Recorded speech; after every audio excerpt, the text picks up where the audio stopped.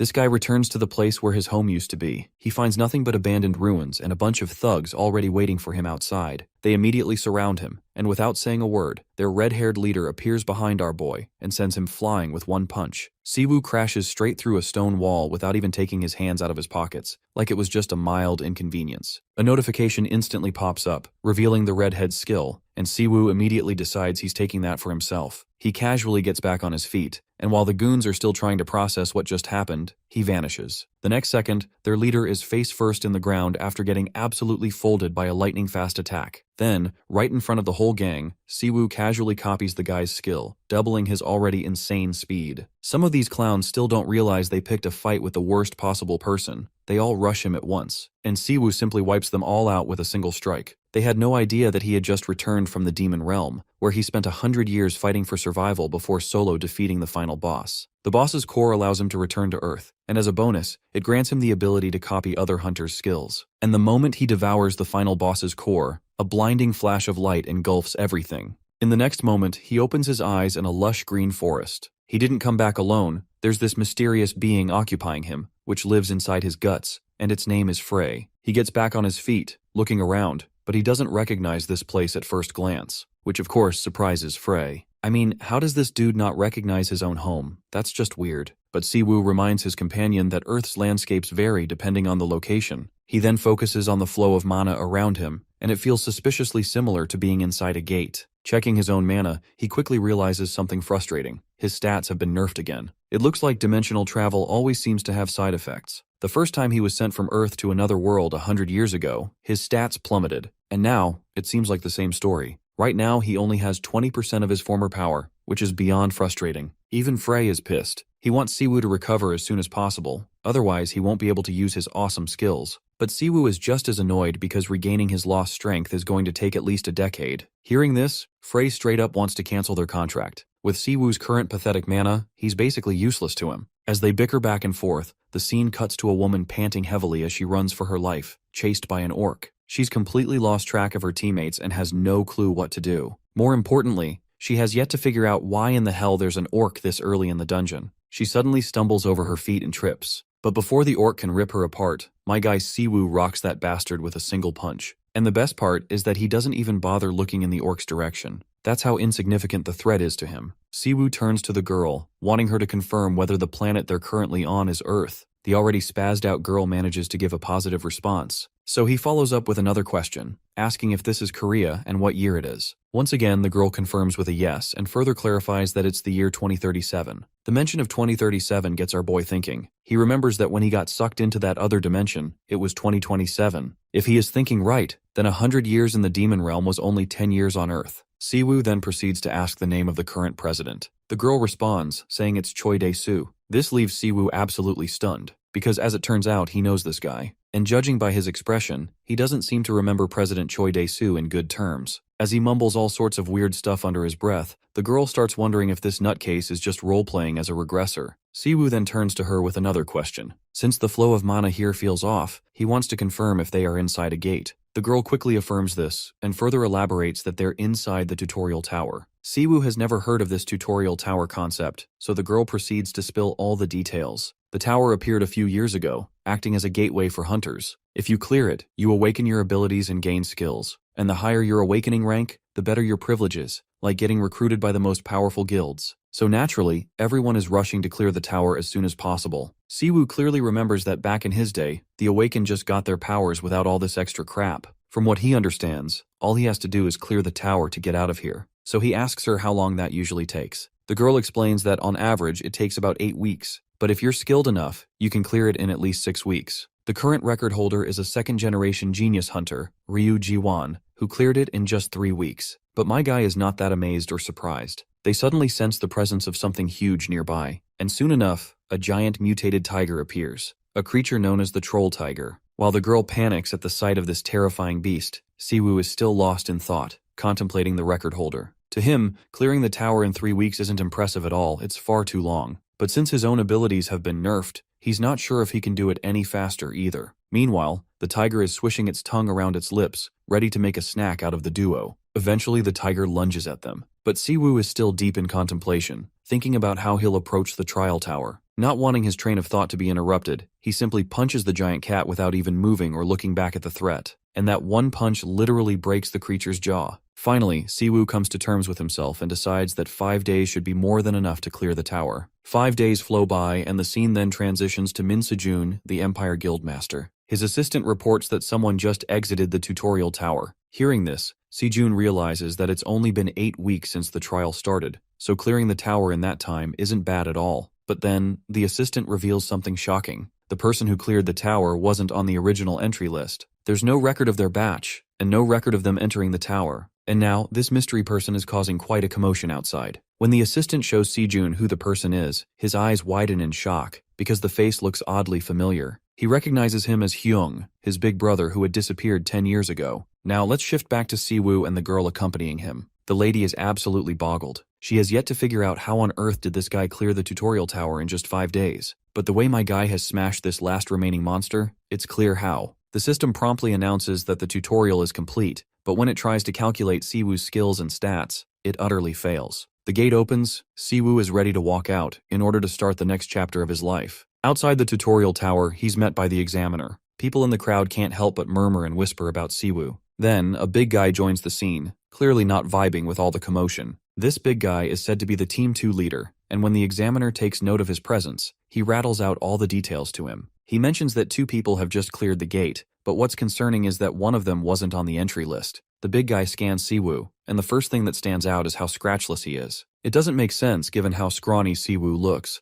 There's no way he could have gotten away that easily. His curiosity is piqued, so he shoves the examiner aside and decides to interrogate Siwoo personally. He starts off by asking who the hell Siwoo is and why his name isn't listed in the logs. To this, Siwoo casually replies that he didn't go in through the entrance. But the big guy isn't buying it. He argues that if someone enters through the gate, they have to come out the same way. So how in the world did Siwoo exit without ever entering? Siwoo, however, remains completely nonchalant, refusing to take this oversized jackass seriously. And this attitude is really starting to get under the big guy's skin. Annoyed, he jabs a finger over Siwoo's head and straight up calls him a dimwit. Convinced that Siwoo must have some sort of camouflage skill that let him sneak through undetected, the big guy issues a direct threat. He makes it clear that if Siwoo doesn't spill the truth, he's as good as dead. But Siwoo keeps that same deadpan expression, which only serves to piss off this loudmouth even more, making him more aggressive and abusive with his words. Unfortunately for him, Siwoo doesn't have the patience to listen to some dude yap in his face, especially when said dude's breath smells like literal shit. So without hesitation, he orders this big pile of garbage to shut his damn mouth. Now this shithead is clearly itching for a fight, and Siwoo is more than ready to give him one. To further piss him off, Siwoo throws another jab, roasting him for his horrendous breath. And that does it. The big guy takes the bait, balls up his fat fists, and swings at Siwoo. But Siwoo remains unfazed. Then, the inevitable happens. And it all unfolds right in front of Guildmaster Sejun. Not long after, all the jackasses who dared to mess with Siwoo are laid out on the ground. The entire staff is in a frenzy. The guy they had reported for causing a disturbance not only fought the security team, but also disappeared right after. Guildmaster Sejun immediately orders his staff to pull up the CCTV footage. When they do, the recording shows the big guy and his goons charging at Siwoo. But in the very next second, Siwoo moves so fast that the camera completely fails to capture him. Meanwhile, all 3 of those idiots are knocked out cold. One of the staff members reports that Siwoo actually took down 5 hunters before disappearing. Since no one saw him leave, the only logical explanation the staff can come up with is that he must have used stealth abilities. But Sejun disagrees. As far as he can tell, Siwoo didn't use any gimmicks. The dude just moved insanely fast. Internally, Sejun is 1000% sure that this is Siwoo, his brother, and from what he's seeing, he hasn't changed at all from 10 years ago. He then turns to his staff and issues a direct order. They are to mobilize everyone in the Empire Guild to locate that guy immediately. However, he strictly prohibits them from engaging in any kind of confrontation with this mysterious person. All they need to do is politely introduce themselves and bring him to the office. Sejun wants to meet him personally. As the staff rush to carry out his orders, Sejun still can't wrap his head around where Siwoo has been all this time, only to suddenly show up now. The way he vanished and reappeared is suspicious. There has to be a solid reason behind it. He's sure that if Siwoo had been in Korea all these years, he would have come to Empire Guild multiple times. So now, more than anything, Sejun is curious to learn exactly where he's been. He then shifts his attention to the girl who exited the tutorial tower with Siwoo. But the poor girl quickly waves it off, claiming that she has no connection with him whatsoever, other than the fact that they just happened to exit together. Sejun believes her. In fact, he's genuinely impressed that she cleared the tower faster than expected. This only means one thing: she must have gained some pretty decent skills. Hearing this, the girl grows flustered and modestly admits that she managed to get an A-rank skill. Well, that's no small achievement, and Sejun is already considering recruiting her into the Empire Guild in advance, so he assures her that the contract terms will be tailored to her liking. All he hopes is that she'll be happy to sign up with them. And of course, the girl couldn't be happier about this opportunity. Without hesitation, she accepts it. Just then, an arrogant bastard steps into the scene, and of course the first thing he does is throw shade at the Empire Guild's reputation. Sejun immediately recognizes the loudmouth and warns him to watch his tongue. This bastard is none other than Hunter Ryu Jiwon, an S-rank hunter and the guildmaster of Gyumgang Guild, and standing beside him is Choi Sungil, another S-rank hunter who manages White Lion Guild. It looks like these two have also caught wind of the unregistered awakened who cleared the tower. Ryu Jiwon is surprised to see that the entire security team got their asses handed to them by just one person. Judging by the pathetic state of these guards, Ryu is certain that the guy must be packing some serious power. Choi Sungil shares the same sentiments, and this is exactly why he wants to locate the mysterious awakened as soon as possible. If this guy has awakened a high-grade skill, then he's likely to become a top-tier talent in the future. And neither of these guildmasters plans on letting him slip away. They both want him for themselves. Ryu Jiwon decides to turn it into a challenge. Whoever finds that mysterious awakened first gets to claim him. There are no rules about what kind of shady tactics they can use. Whoever gets to him first, keeps him. Choi Sungil is totally on board with this plan. Since they'll be searching for that mysterious awakened on their own, neither of them has time to waste. Without further delay, they set off to find the guy. And whoever finds him first has to inform the others. With that, Ryu Jiwon heads off, but not without throwing a jab, claiming he'll be the one to find the awakened, so there's no need for the others to even bother struggling. But Sejun isn't so sure he's going to let that happen. Anyway, Ryu Jiwon walks away and orders his assistant, Jinsik, to gather all the C and D rankers from Gumsang's Team A and deploy them for the search. But Jinsik seems unsure who exactly they're looking for. In response, Ryu Jiwon casually drops the bomb: it's Sejun's brother. Meanwhile, Siwoo is in his favorite restaurant, munching down on fried chicken. Frey is absolutely boggled. Out of all the things Siwoo could be doing after returning to Earth 100 years later, he chooses to devour some fried birds. After his chicken spree, he starts wandering the streets, which once again piques Frey's curiosity. He can't help but ask where Siwoo's headed. Siwoo doesn't bother explaining. He figures it's obvious. Of course, he's going home. When he finally arrives, stepping into his humble home, nostalgia hits him hard. He remembers rushing inside at dinner time, his mother preparing a meal while his father reads the newspaper. But all those moments are lost in the past.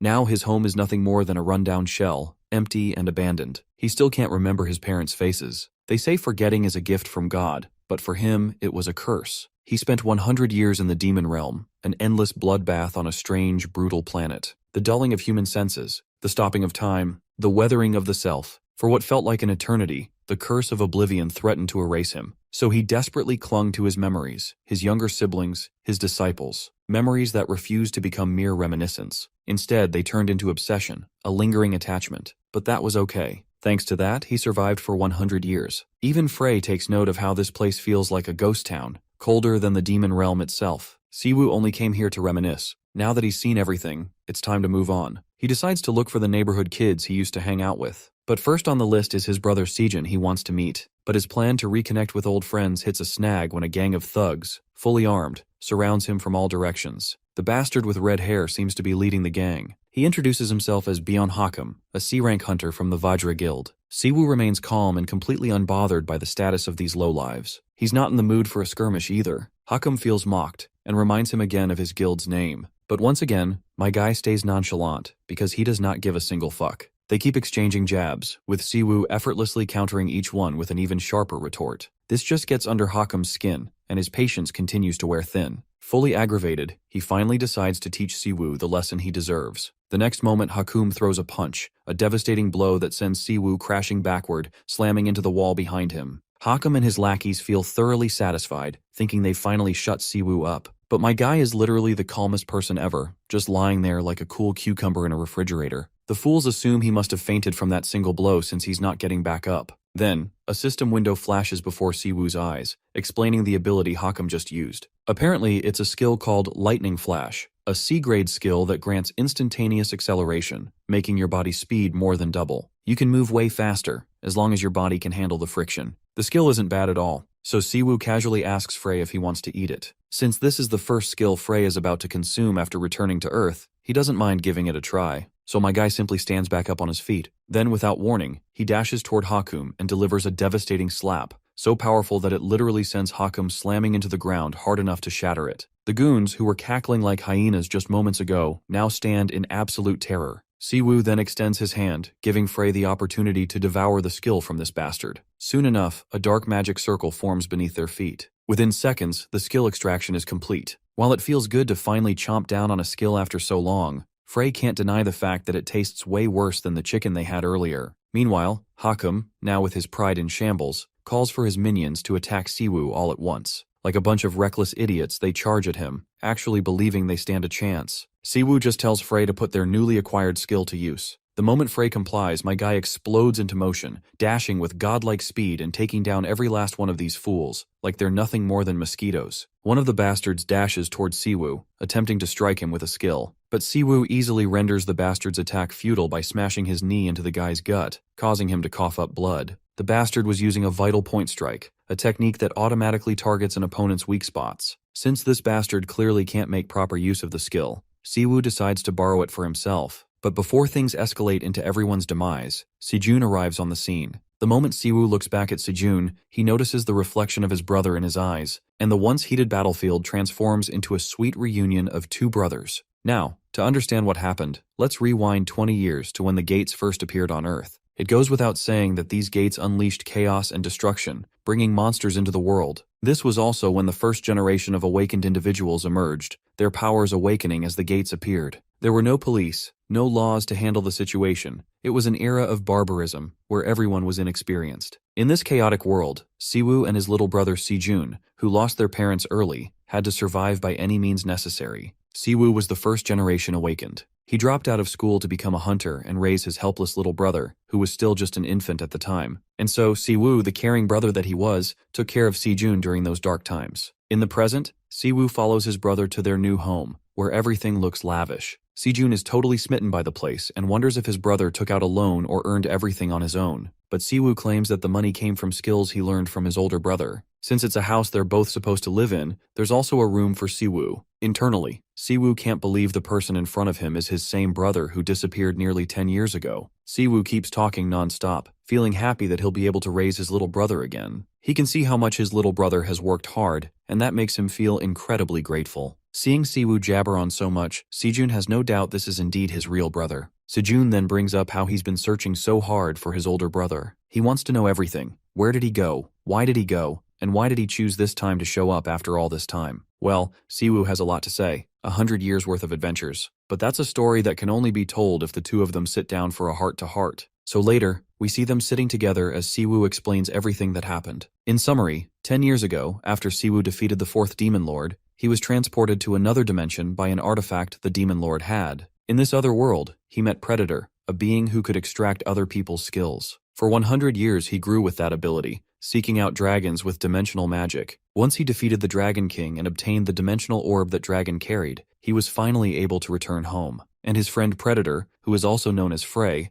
crossed over to Earth with him and is now inside his body. This revelation about Frey living inside Siwoo's body creeps the hell out of Sejun. It only gets worse when Siwoo casually reveals that Frey is basically a parasite living in his gut. Siwoo admits that this whole lore dump probably sounds like absolute nonsense, but he promises his younger brother that he's not tweaking anything. Well, it goes without saying that Sejun trusts his brother. Given how much the world has drastically changed over the past 2 decades, he's not even surprised by this story, no matter how absurd it sounds. Right now, he's just glad his brother is back. Now that Siwoo has come clean about himself, he wants his little brother to do the same, fill him in on everything he missed over the past 10 years. He especially wants to know what the hell happened in this country that allowed a guy like Choi Dae-soo to become president. Since Siwoo disappeared, Choi Dae-soo blatantly took credit for the defeat of the fourth Demon King. With the title of the greatest hunter of the first generation and his fabricated reputation, he managed to ascend to the presidency. Now he keeps making policies that work against Empire Guild. But now that Siwoo is back, Sejun is concerned about what that zesty-ass shithead might try to do to his brother. But Siwoo is not worried at all. In fact, he finds it downright laughable that someone as incompetent as Choi Dae-soo managed to fool everyone with his fake SS rank title. Speaking of Choi, Siwoo suddenly remembers the guys who attacked him at their house earlier. The leader of that gang claimed to be from the Gum Gang Guild, so Siwoo wants to know if they're Choi Dae-soo's lackeys. To that, his younger brother responds with a firm no, because the guild Choi Dae-soo runs is called Infinite. There are 7 representative guilds in South Korea, collectively known as the Heptagram. The guild Sejin runs, Empire, is one of them. The others are Infinite, Vajra, White Lion, Fighting Warrior, Azure Flower, and Frozen Soul. Among them, Vajra belongs to a second-generation hunter, Ryu Ji-hwan. Just the name of this bastard is enough to set Sejun's blood boiling. To think that snake is after his senior brother, who just returned home after 10 years. Siwoo then asks his brother about the disciples, the ones who always stood by his side. To that, Sejun explains that they've been living apart for a while, so they haven't connected with each other recently. Xiaolong went back home, and Kang Yohwa is under Choi Dae-soo's control. Well, Siwoo wasn't expecting to hear that, but he's hoping Minjun is still around. But contrary to what he thought, his junior brother drops the grim news that Minjun was killed, which absolutely stuns our boy. He doesn't waste any time and interrogates his brother about who killed him. Sejun explains that Minjun's body disappeared, so they couldn't figure out who the culprit was. The only ones who could kill a hunter are other hunters or unregistered awakened individuals. At that time, HMCS even participated in the investigation, but there was no progress. Siwoo starts feeling dazed as he hears one brutal truth bomb after another. He then asks what's the deal with HMCS, to which his brother explains that HMCS is essentially the Hunter Special Investigation Unit, an international agency that operates at the front lines of hunter-related crime. HMCS has the authority to investigate and arrest all awakened criminals, so they're basically like the Hunter Police. Siwoo seems quite intrigued by this new faction, so he curiously asks his brother if he has any ties to the agency. Sejun quickly catches on to what his senior brother is implying, and can tell that he wants to join HMCS. If it's an investigation you want to do, then Sejun is willing to lend his own guild's information team, as they don't have to involve themselves with HMCS. But Siwoo has other plans, beyond just gathering information. His brother once again reminds him that those guys handle cases like murder, so going there is not the best option for him right now. He wants his brother to rest first, and once he's fully recovered, he can start thinking about what to do next. This is when Siwoo reminds his junior that he spent 100 years fighting in that other world, so he's done all the shady stuff you can think of. He doesn't believe he lacks any experience in any field. Well, it looks like Sejun has run out of arguments, so he has no choice but to concede to his senior brother's demands. Eventually, he decides to hook his brother up with a guy named Yi Yeji from Frozen Soul, who is a manager in that hunter agency. Siwoo is happy to hear this and is looking forward to it. Sejun takes note of how Siwoo's face is the same, but the atmosphere around him has changed. This makes Sejun curious about what could have happened in that old world to cause him to change so drastically. Meanwhile, our boy is busy digging about HMCS, and this is when he is hit by a twist. The team leader of HMCS's Gangbuk district team is Hwang Jong-gu, a 1.5th generation hunter. And as it turns out, Siwoo knows this guy like the back of his hand. 2 days later, we find ourselves at the HMCS headquarters in Gangbuk district. Inside, a ponytailed man is throwing a tantrum. He seems irritated that once again, someone from higher up has sent a rookie to join his team. And since he's the team leader, it naturally annoys him to have yet another rookie under his command. This guy, as you might have already guessed, is Jong-gu. He reminisces about the old days when battlefields were unpredictable, and strength was all that mattered. Back then, hunters wrote wills before heading into missions, fully aware they might not return. He also recalls how, about 10 years ago, he almost died in a raid. It happened because he was still a rookie, and the wound he suffered was fatal. Had he died, the party would have lost its biggest powerhouse. But it was a single healer with incredible abilities who saved him. And, well, we all know who that healer was. That very healer has just made his grand entrance into the office. Siwoo calls out to his old friend, addressing him by his previous name Byung-gu, and immediately questions why the hell he changed it. To jog Byung-gu's memory, he reminds him that he's the very guy with those insane healing abilities who saved his life back then.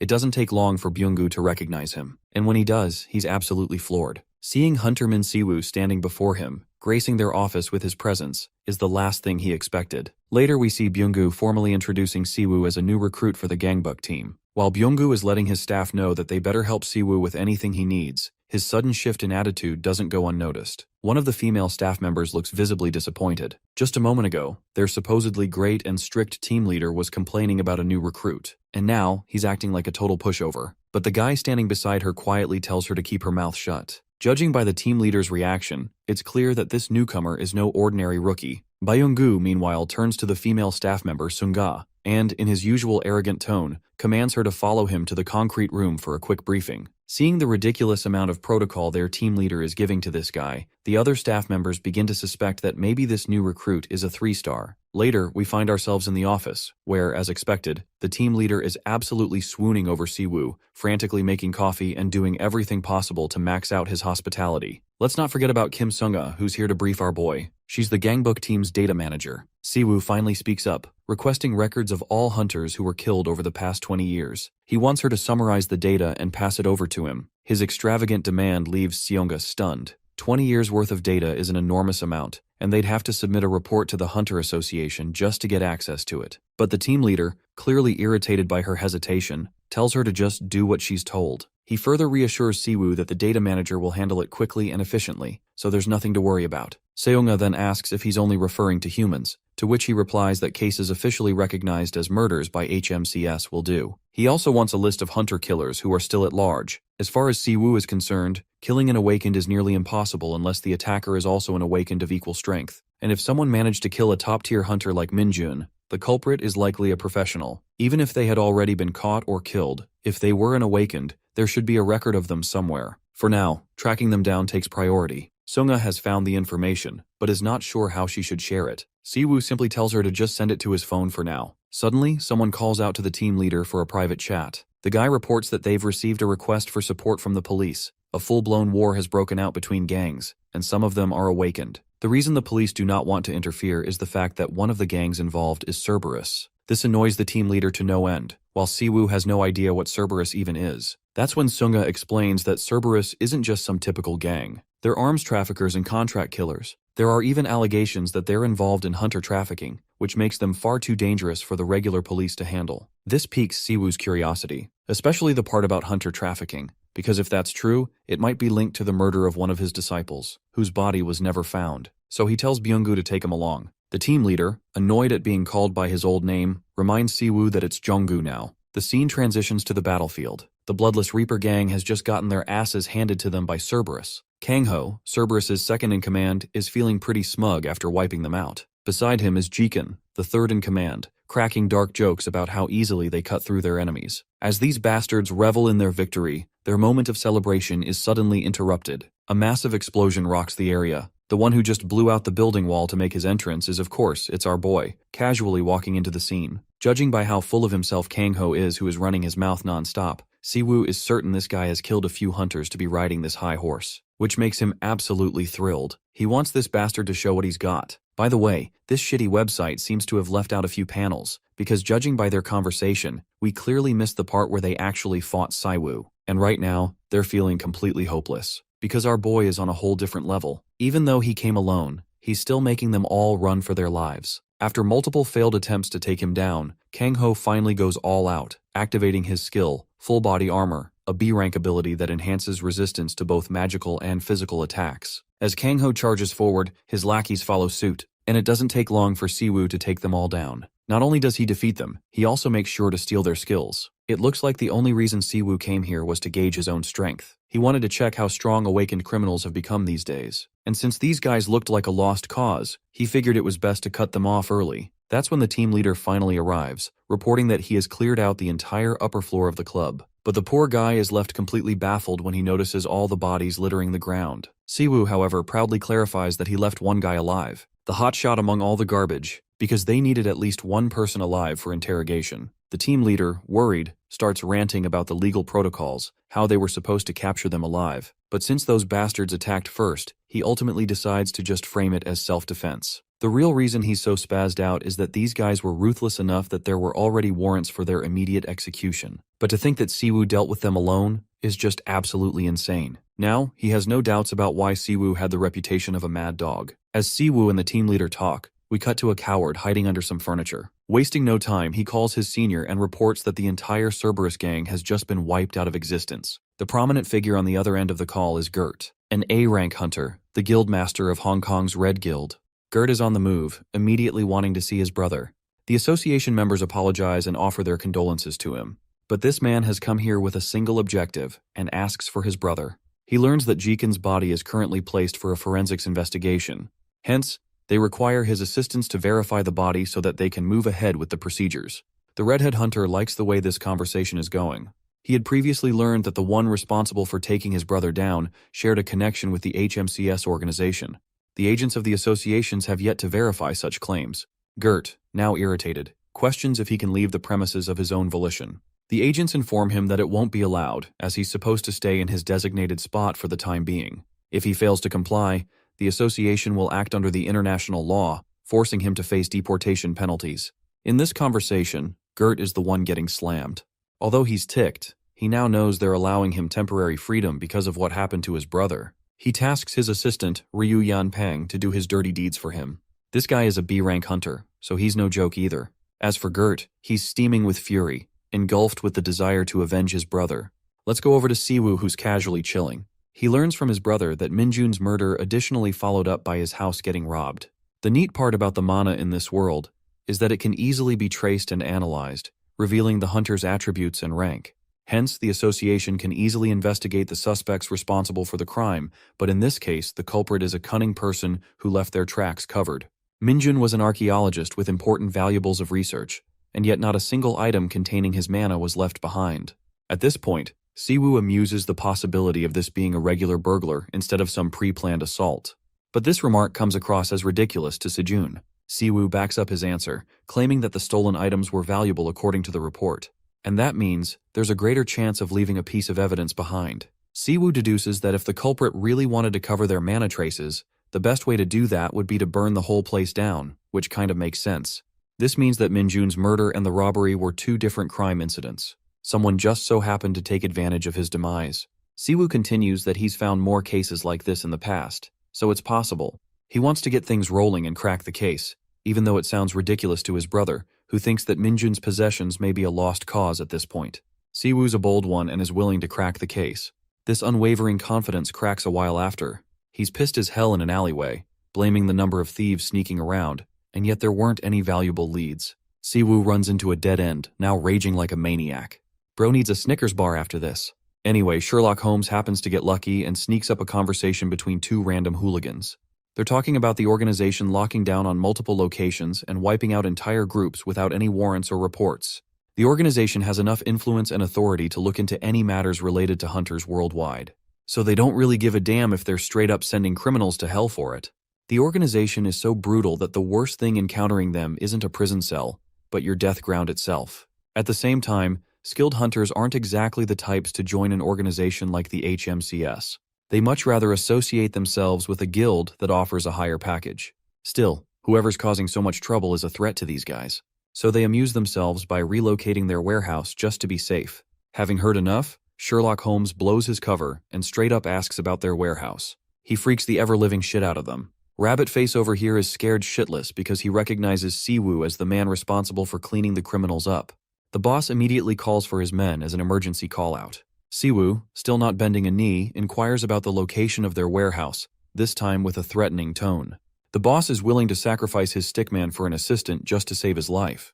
Luckily, his men get to the scene right on time, making him feel assured of his chances in this battle. The arrogant boss thinks that just because they've outnumbered the HMCS investigator, they've secured their victory, and that they'll easily finish him off now. But our boy is really happy that they went through the trouble of lining themselves up for him, because now, he can freely target and practice his new skill. Activating his skill, Siwoo glows a shimmer of golden light, blinding the men completely. Before long, all of the men are defeated with an electrical strike. He stands over the lackey and asks if he's ready to reveal the location of the warehouse now. Seeing this monstrous investigator take out all their men, he helplessly questions if Siwoo is even human. To this, our boy gleefully responds, declaring himself a lunatic. The scene ends there, with the assistants all captured. Siwoo is able to get ahead thanks to Minjun's secret research journal. It is actually well guarded by a security spell, which adds to the explanation as to why no one else can crack it. The lock requires some of the owner's original mana, and Siwoo isn't really looking for the contents of the book, but rather the mana stored inside. He decides to call Byung-gu, requesting a car and a cleanup squad to take care of the criminals he just swept. As for him, he's got somewhere to be. In the next scene, we come to learn of a neutral zone, kind of a secret market where strange abilities are exchanged.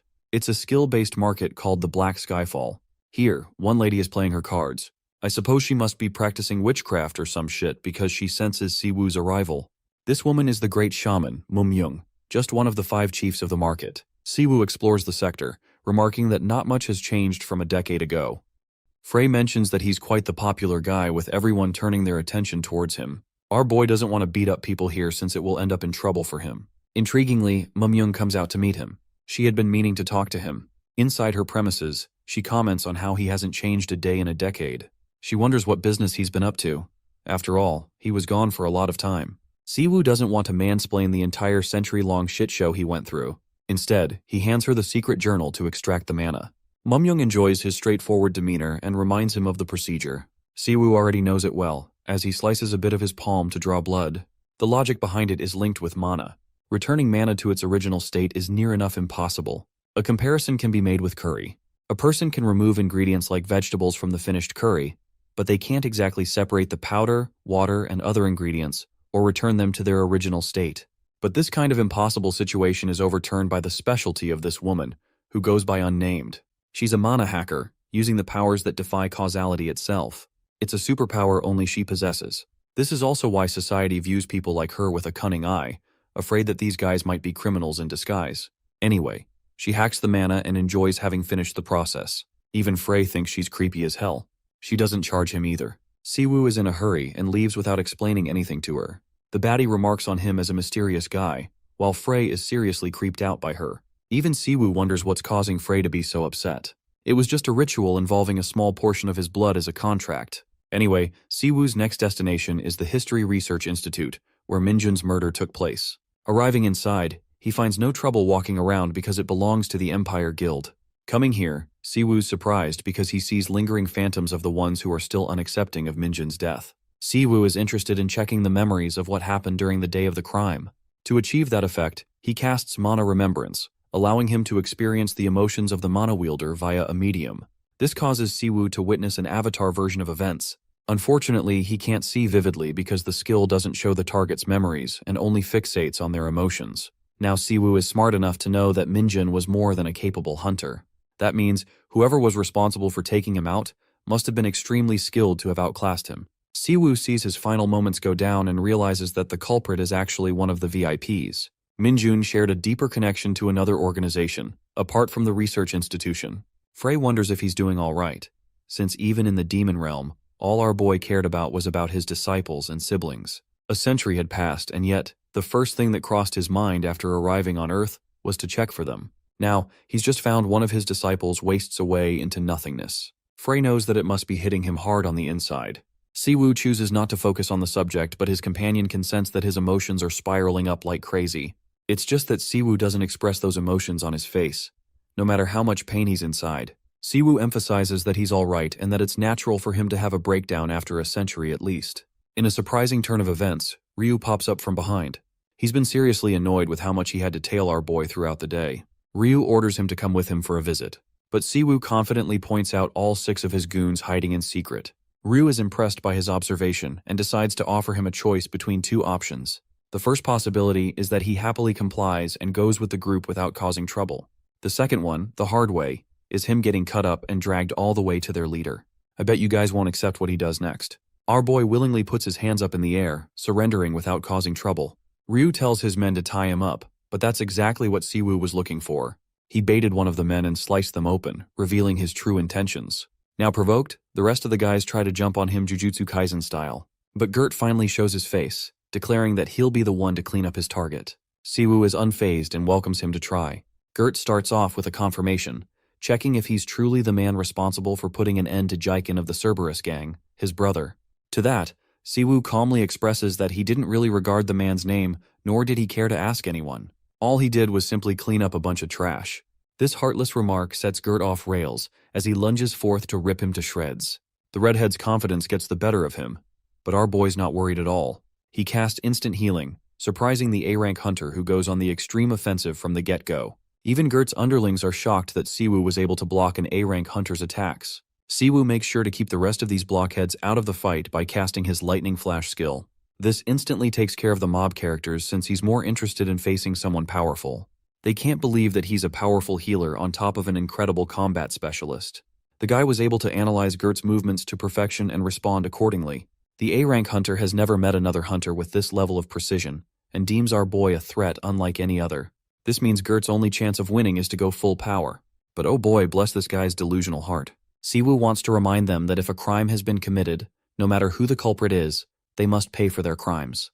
The awakened criminals just so happen to have a hunter hunting them down. That's Siwoo's role, and yet these arrogant assholes think that they're the ones being wronged, instead of focusing on the damages they have caused to society as a whole. Gert doesn't like Siwoo's explanation, as it implies that he's free to kill any criminal so long as they commit a crime. He strongly defends his fallen brother, who couldn't possibly comprehend the life they shared. Jikan ultimately became a criminal to take care of Gert while he was defenseless. It was his way of ensuring both of their survival. Gert wants to repay the investigator for taking a life carelessly without understanding the value of it. He activates his Wolf Fang skill, arguably one of the strongest weapons at his disposal. Just one look at the red mana is enough to tell Siwoo that he isn't supposed to dodge this attack. He requests Frey for the usage of another skill, even though his companion is exhausted after supplying him with so much resources today. Siwoo promises to take care of the fight on his own after the skill's usage. He casts Neutralization, a hidden class spell that not only identifies the opponent's spell level, but also returns it and cancels out the spell with a magic circle. Gert can't believe what just happened. Not even Ryu can fathom what this seemingly ordinary healer had just done. This guy had just nullified an A-rank hunter's powerful skill. It was unbelievable. At this point, they're the ones being overpowered by one man. Siwoo goes on the offensive and mocks Gert's sentimental approach by making an example of the people who suffered just as much as Jikan, and yet didn't lead a life of crime. He shoves a powerful attack against the guildmaster, sending him flying from the impact. That strike of his just now left a bruise on his arm just blocking the blow. Gert doesn't want his men to intervene. He analyzes the situation, knowing that there's no way for Siwoo to consistently cast a neutralization spell. It's inevitable for him to run out of mana, which is why he plans to force our boy into a battle of endurance. Using the same skill from before, Gert concentrates his energy into a focused point and attempts to strike him down. But Siwoo casually dodges the blow without costing any spells of his own. In response, he smartly follows up with a knee to Gert's face, before blessing him with a rainfall of punches, mocking the criminal for overextending his skill when his body can't even keep up. In a fit of rage, Gert manages to send Siwoo on the back foot. He then orders 2 of his men to restrain Siwoo while he's defenseless in the air. Ryu is a little irritated about his boss's double-mindedness. First, he didn't want them to intervene, and now he's asking for their help. Anyway, Siwoo is restrained by chains as Gert comes through to deliver one final finishing move to end his life. This time, he wants to make sure there's nothing left of the guy to heal, but this man is too chill. He just doesn't give a damn even with the odds stacked against him. Siwoo congratulates both Gert and Jikan for leading a life of crime before using the lifesteal spell to absorb the very life essence of his target. This winds up in a gruesome experience for his opponent, whose body eats itself away over time.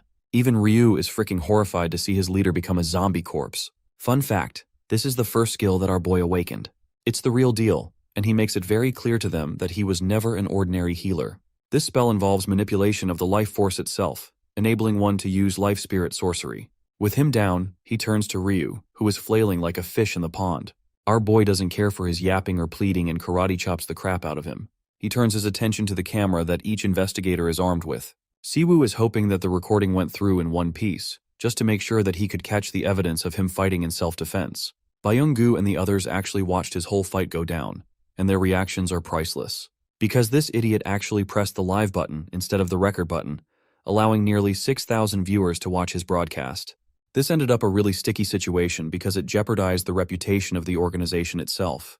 Turns out that the broadcasting feature has been around for 2 years, used for talent recruitment for the most part, but it ended up being a failed project of sorts. From this footage alone, people have come to realize that someone absurdly strong has joined the organization.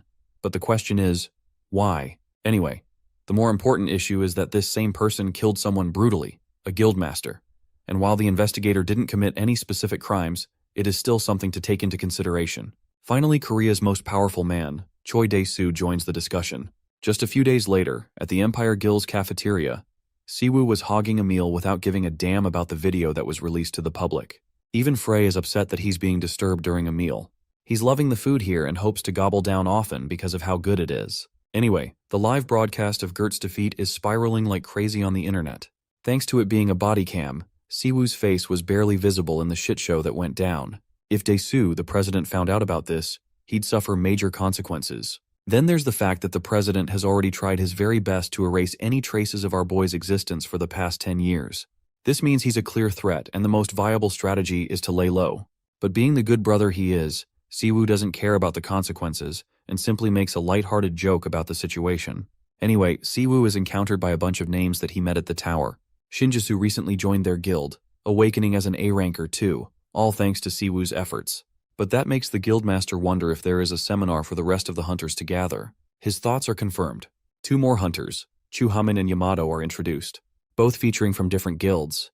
There's also Taiji from the Imperial Guild, and he's heard a lot of stuff about Siwoo from their guildmaster.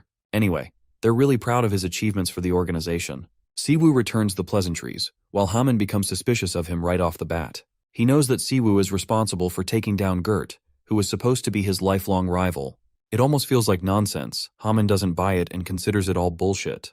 In response, the guildmaster shows a serious expression, strongly sharing that he's being rude to someone important in the guild's main premises. Haman chalks it down to the Empire Guild being overly strict instead of correcting himself. Anyway, this turns into an argument, causing the other 2 hunters to draw away from the situation. Haman refuses to back down and doesn't fear the consequences of being reported to the seniors. He talks highly of his accomplishments, but the detail of him being Xiaolong's disciple strikes out to Siwoo the most. Haman is ranting on, causing Siwoo to shut him down, stating that he should just find him some other time on his own if he's that desperate. He also mocks his master for failing to train this guy in proper combat. It's a strong insult that strikes a chord with Haman, who really would have taken forceful methods if they were in a different guild location. Kicking away the chair in frustration, he threatens Siwoo to be careful at night. Bro is out here acting like the boogeyman. Dude needs to stop using high school level threats. Anyway, the guildmaster chooses to forget everything, even assuring his brother that he'll take care of the slimy rat. But Siwoo expresses that it's all good, as this guy is nothing more than the student of his own disciple, so he's okay with him being arrogant. Skipping ahead, we get to see Jianho, the branch director, sharing a talk with the guildmaster Sungil of the White Lion. He wants to issue an apology, beyond the matter of the collaboration. The apology is for the incident caused by one of their members lashing out against the HMCS member. However, the branch director merely refuses such an apology, claiming that someone like him, the leader of a guild, shouldn't apologize for such a behavior. In fact, the branch director has easily figured this guy out, pointing out his intentions of scouting instead of apologizing. Unfortunately, Jianho is unrelenting and refuses to let any guild get their hands on our boy. The guildmaster realizes that he's been figured out, but he finds it strange for someone like Siwoo to offer support in a prison as his current mission. These types of requests are usually handled by larger guilds instead of the organization. Then again, the branch director is optimistic about the future to come and believes they will experience a shift in progress. Sungil concurs and argues that he would be all right with Hunter Chu Haman, the troublemaker, apologizing to Siwoo on his own. To that, the branch director is fine with it. He thinks it's a personal matter that needs to be addressed by both parties. That marks the end of their meeting. Leaving the building, Sungil finds himself in a contemplative thought. He doesn't want to just give up on someone of such high talents like that, so he tells his secretary to hit up Haman for a trip, and to also tell him to behave. The secretary asks about the location of their meeting. Sungil declares Incheon to be the destination. Fast-forwarding ahead, everyone now knows that the HMCS organization volunteered for the support request. The only problem being, they have yet to arrive. The chief doesn't get why they're being so annoying, and seems to be fed up with criminals beefing against each other. The current report involves Sherry Volk, a dangerous individual who they underestimated after he got arrested. But slowly after that, he went crazy and lost his senses. Despite mana suppression activated, this guy managed to easily beat the crap out of 5 guys. He maintains a high profile for being a unique criminal, and many agencies have gone through hell just to try and catch him. That man, Sherry Volk, sits in his cell, having received a new instruction. He learns that the organization is already making its move, so if he wants to get out of the cell for good, he's going to need to cause some trouble inside the prison. As for our protagonist, he's just arrived at the Incheon Awakened prison to fulfill his mission. Haman, on the other hand, is having a temper tantrum after discovering the situation stirred up in the prison. He's seriously annoyed that his guildmaster is obsessed with recruiting and sent him on a stupid mission. Locating a car nearby, Haman rushes to catch up to him the best he can. He's fed up with the mission and wants to ask for overtime pay, just for the inconvenience his guild leader has caused him. Meanwhile, in the transport vehicle, we get to see Siwoo chilling next to the main target. Sherry tries to play provocatively with him and questions if this kid is seriously the new warden. Siwoo bluntly denies such claims. Sherry mocks him for being a special guild member who is overly confident in his skills. The hilarious part is, Siwoo turns to him and goes, "I don't even know who you are," like he's Thanos or something. Sherry is underwhelmed and almost feels offended that this guy's unaware of the situation at hand or why he's being transported in the first place. Siwoo humiliates him, asking if they decided to transport him because he yaps all the time and never shuts up. At this point, the criminal is at his limit and explains his lore like he's some evil Sigma male.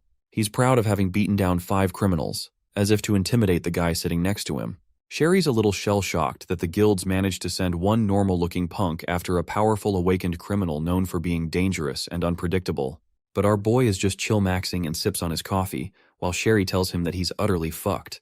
Exactly then, the transport vehicle blows up and gets sent flying. Sherry angrily kicks the door open for having nearly killed him. The old man calculated that he wouldn't just die from a ploy like that, and pokes fun at him for being leashed. That aside, they're curious if he managed to deal with the officer next to him. Sherry confidently claims that he destroyed his temple, which means Siwoo's as good as dead after sipping his last cup of coffee. Sherry's annoyed because his cuffs are taking a while to unlock, but it's only because they're reinforced with mana. Luckily, they manage to break him free. The kid thinks he's grossly exaggerating. Their conversation comes to a full stop as one voice penetrates the scene, demanding them to stay still. This is Haman, and he's surprised they managed to pull off a big move like that. Seeing Siwoo bite the dust at the hands of these low-life criminals, Haman is now even more certain that he was right, that he isn't special, and that his guildmaster is wrong. Nevertheless, he isn't in the mood to let these criminals go. He questions their methods and goals, when suddenly the girl recognizes him as the A-rank hunter Haman from the White Lion Guild. She's surprised to discover they were followed.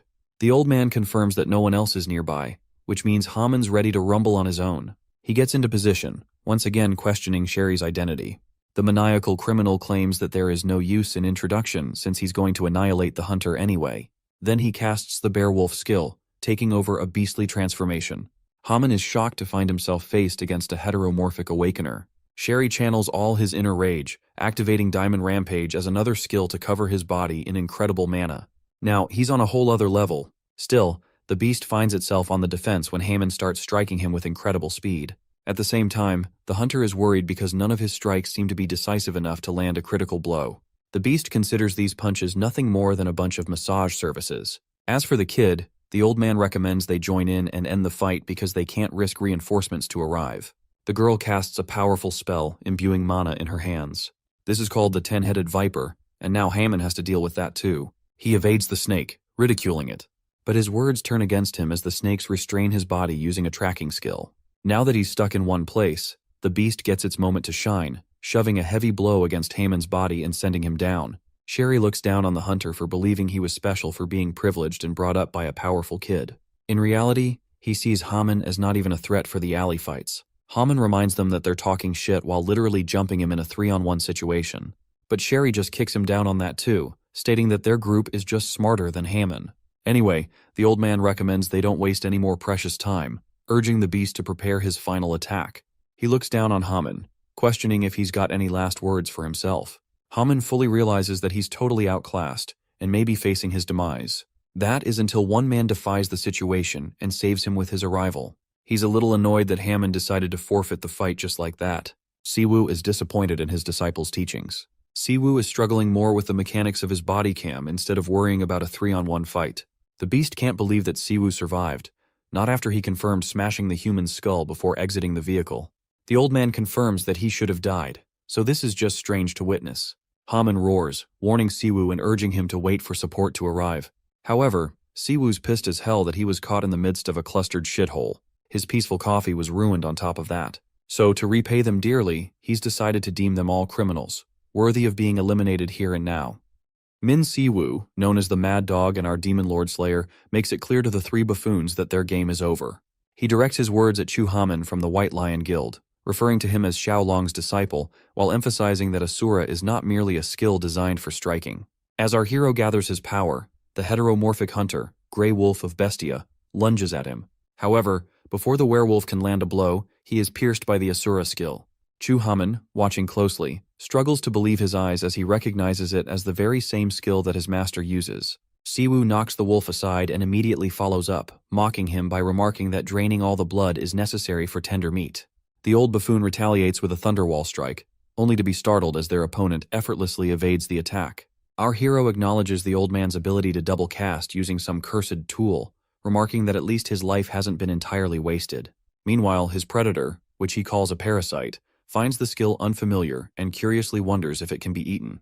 Siwoo explains that the skill functions much like an expensive one-time use scroll, requiring mana to be channeled into it for activation. Chu Haman, unable to hold back his curiosity, questions our hero about his identity and how he possesses knowledge of his master's skill.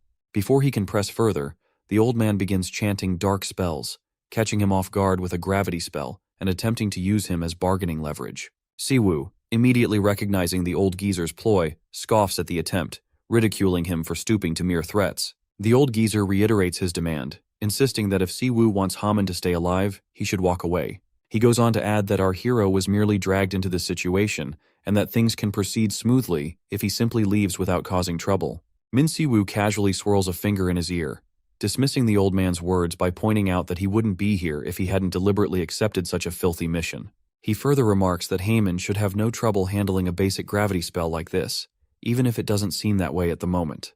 The old geezer questions our hero, pointing out the apparent contradiction and asking whether he and Haman are truly on the same side. Siwoo responds by making it clear that the only ones siding here are them. He then exposes what he already knows, revealing that the old man is a hunter-killer working under the command of a powerful group. This revelation catches the old man off guard, leaving him stunned by how much Siwoo already knows.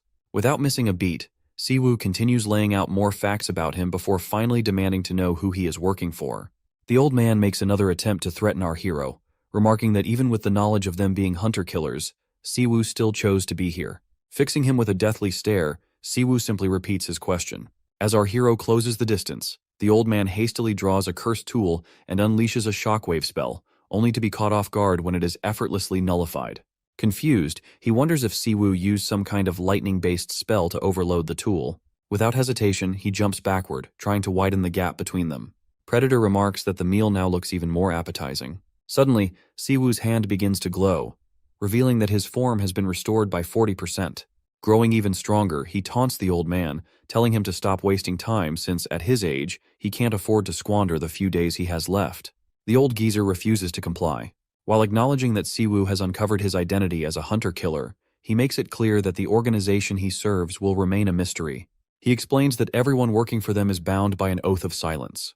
The moment he breaks it and reveals their secrets, he will instantly become a target for immediate execution, ensuring his death either way. Meanwhile, Haman rises to his feet, recovering from the effects of the gravity spell, just as the werewolf regains his senses and coughs up black blood. Without hesitation, our hero briskly moves toward the old man, asking if he is afraid of dying. As he speaks, he begins casting a spell, 3 magic circles appearing around him. Growing anxious, the old man turns to the Grey Wolf of Bestia, urgently demanding that he do something to stop Siwoo. The werewolf snaps at the old geezer, telling him to shut up, before engulfing himself in a purple aura and charging toward our hero, this time vowing to tear him apart. However, before he can cover much distance, he is intercepted by Haman, who remarks that their numbers are finally even. The two exchange heated words, but their argument is abruptly cut short as our hero unleashes his Thousand Winds spell, blasting both the werewolf and the old geezer away. Without wasting a moment, Siwoo dashes toward the old man, seizing him by the neck with an iron grip and demanding to know if he truly understands what death feels like. Tightening his grip around the old geezer's throat, Siwoo demands to know how many times he must drag him to the brink of death before getting an answer. Watching from the side, Haman finds it absurd that our hero keeps pushing these buffoons to the verge of death, only to heal them afterward. The thought crosses his mind that if he were in their position, he would rather die than endure such a fate. He even wonders how it's possible for someone to wield a healing spell so powerful. Siwoo repeats his question, and this time, the wolf pleads with the old man to give in and just answer. Finally giving in to the pressure, the old geezer speaks, revealing that they work for Bestia. As he takes a closer look at our hero, realization dawns on him. Siwoo is none other than one of the 3 legendary figures who vanished long ago, the infamous mad dog, Min Siwoo. Siwoo casually sits down, remarking that since they've finally decided to use their mouths, he'll need more information.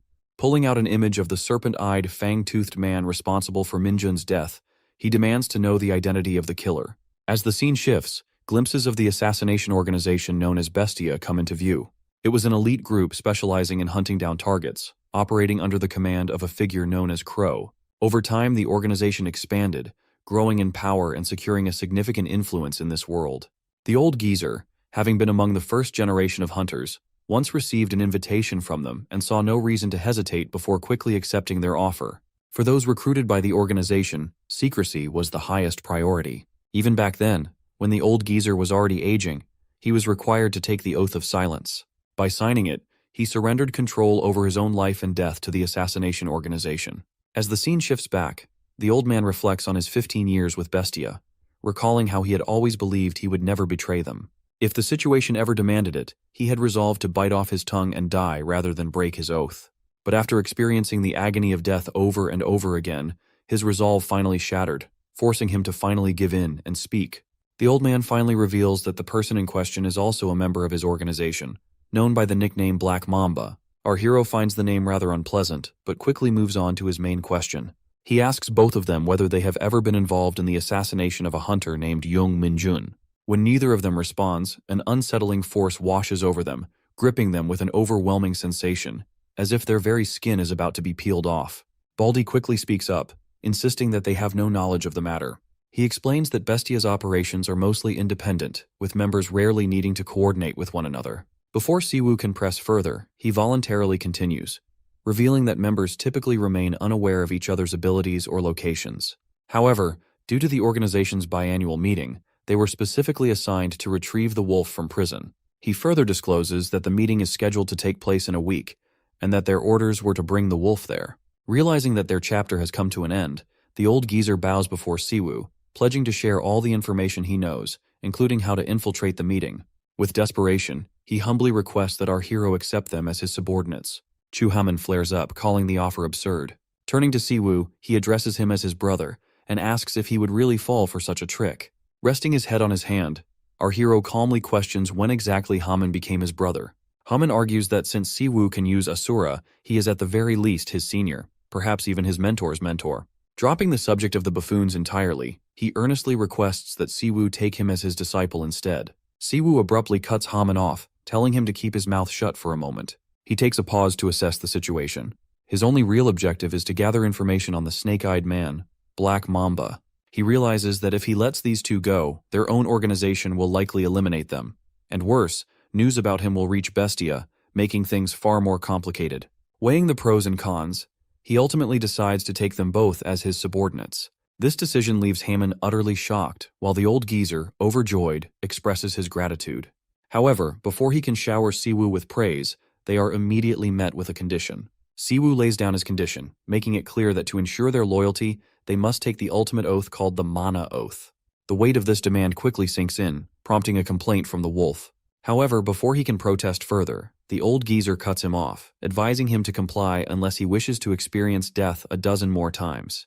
With fear settling in, the two reluctantly gather their mana at their cores. Following our hero's command, they state their names. The old geezer introduces himself as Red Ghost, while the wolf identifies himself as Sherry Volk. As the two complete the contract with our hero, he assures them that as long as they remain loyal, they will be rewarded with protection, and their lives will be safeguarded. Watching Siwoo accept the criminals, Haman flails on the ground like a child, complaining that he was left out while they were taken in. Pouting, he threatens that if he is not made Siwoo's disciple, he will report everything to the association. Siwoo fixes him with a bloody stare before casually telling him he was just teasing. With that, he makes the scroll used for the oath disappear and finally grants Haman's request, accepting him as his disciple. Letting out a sigh of relief, he considers that having extra hands will be useful. This group should be enough to create the kind of scene he has in mind, though he realizes he might need one more person, someone he intends to use to clean up the mess that will follow. Back at the Hunter's police station, a fat, chubby officer is seen scolding the team leader of HMCS, Jonggu, demanding an explanation for how Sherry Volk managed to escape. He stresses how dangerous the man is, and goes on to argue that all the hype surrounding HMCS seems nothing more than a myth. Siwoo, lounging on a sofa, casually responds that Sherry was so fast he could not keep up. Jonggu, clearly disgusted, glares at him and demands that he at least put some effort into his excuse and take the matter seriously. The chubby officer continues his rant, demanding to know why the new transport officer has yet to arrive and calling the entire operation a mess. Having heard enough, Jonggu finally speaks up, explaining that a standard prisoner transport team consists of 4 to 5 officers, while moving a high-threat inmate requires up to 10. Admitting his own fault, he acknowledges that he specifically requested for just one officer to handle the transport. The chubby warden shoots up from his seat in anger, insisting that none of that matters since the prisoner still managed to escape. Jonggu, waving him off, points out that the new transport officer was actually able to make the escapee confess. He reveals that they learned Sherry Volk had been receiving help from high-ranking officers at the prison in exchange for bribes. Refusing to believe the story, the fat warden dismisses it as an obvious lie. Jonggu, remaining calm, acknowledges that the warden's skepticism is understandable, but insists that the matter is serious enough to warrant an immediate investigation. Speaking on behalf of HMCS, Jong-gu states that they plan to conduct a thorough investigation into Incheon prison and the escapee. He then requests the warden's cooperation in the matter. As the scene shifts, Jong-gu informs Si-woo that he has initiated the investigation and handled the other matters as requested. Present at the discussion are Hunter Chu-haman and the two buffoons, who are now Si-woo's disciples. Laying out his plan on the table, Si-woo tells the group that the time has come to begin their operation, an infiltration of Bestia's meeting.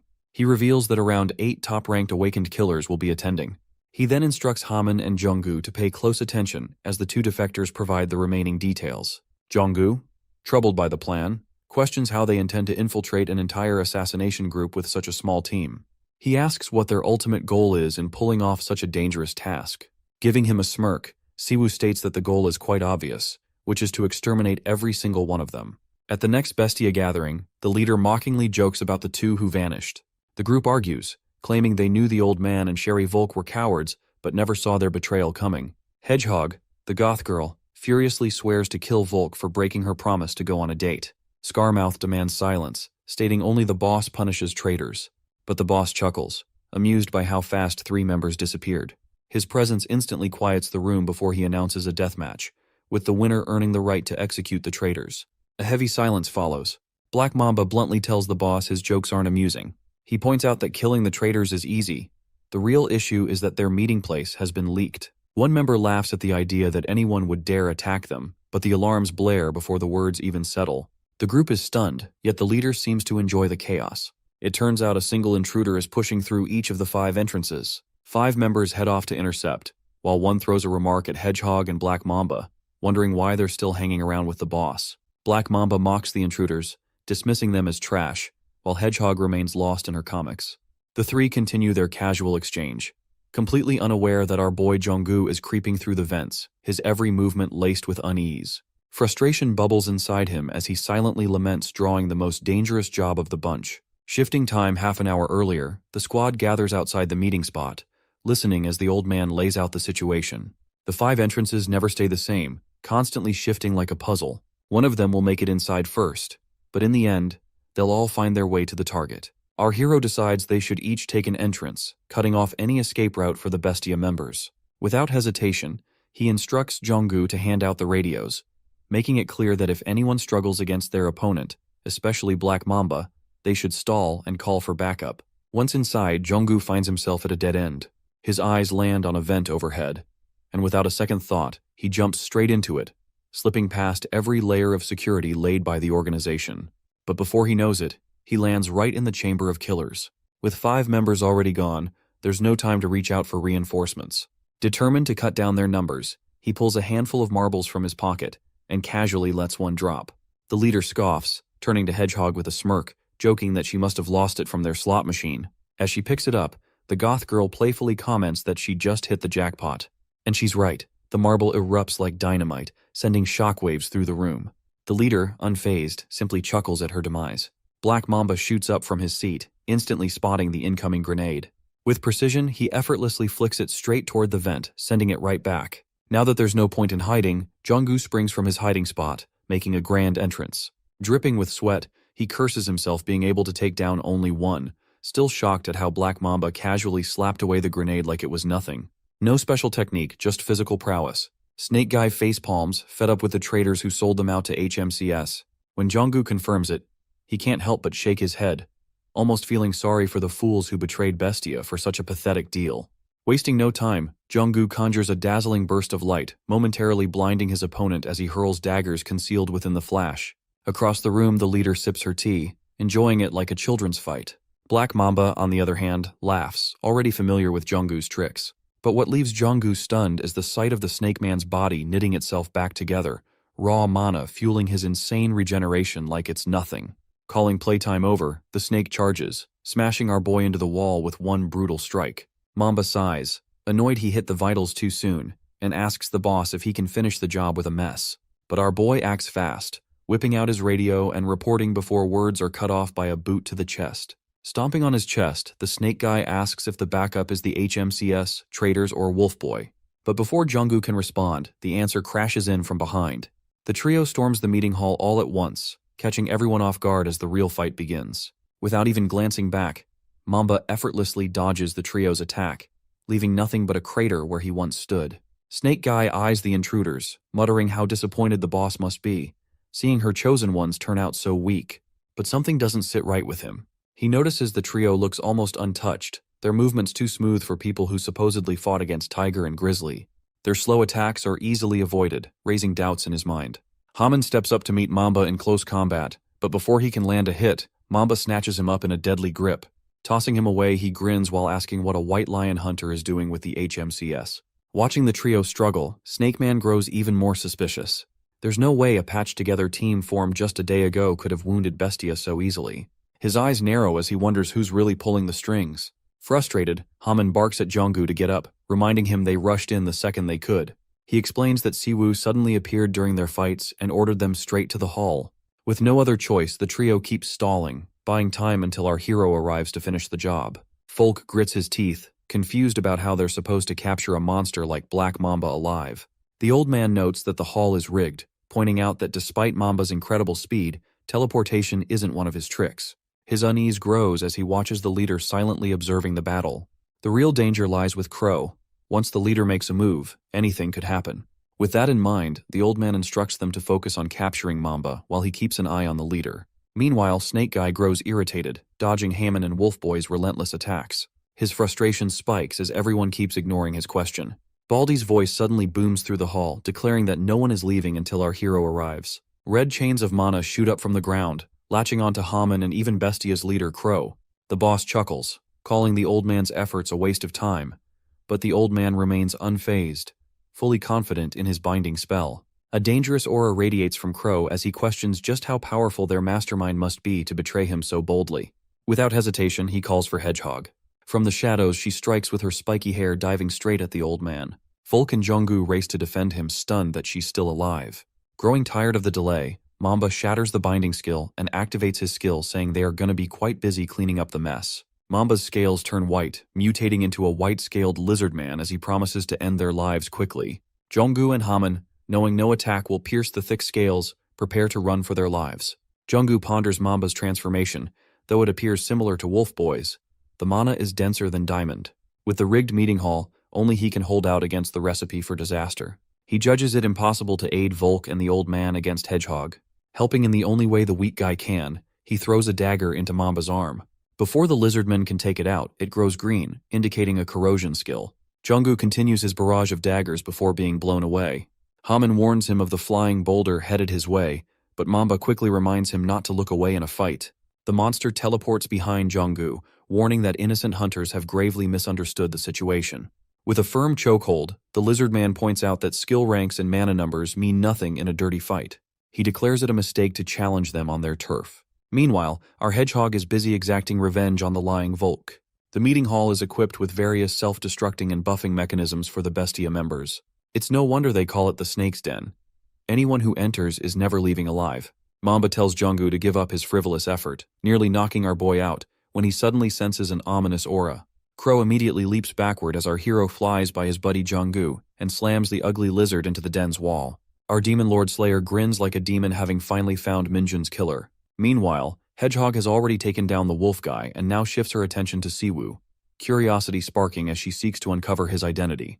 However, before she can take any action, a magic circle suddenly activates, striking her down in an instant. Observing the unexpected turn of events, Crow, the leader of the group, finds herself intrigued, wondering how Siwoo managed to dismantle and repurpose every magic circle embedded within the space. Unseen and unheard by anyone but Siwoo, Predator Frey takes the opportunity to boast, claiming that such a feat was only achievable due to his power.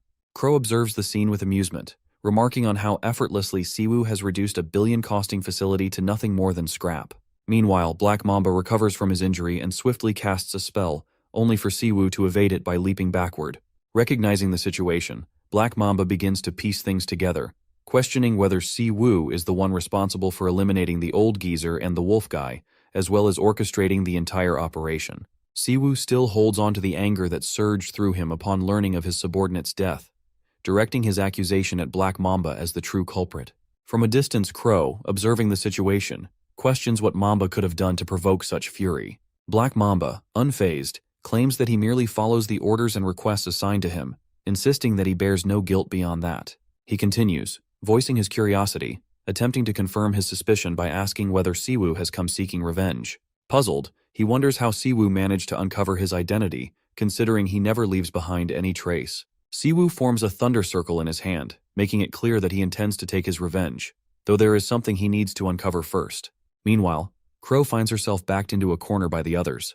Raising her hands, she directs her curiosity toward her former crew members, questioning what could have possibly happened to turn them into Siwoo's obedient followers so suddenly. As this unfolds, the thunder circle Siwoo has been casting finally reaches completion, revealing that he has successfully reversed buff-enhancing magic into traps instead.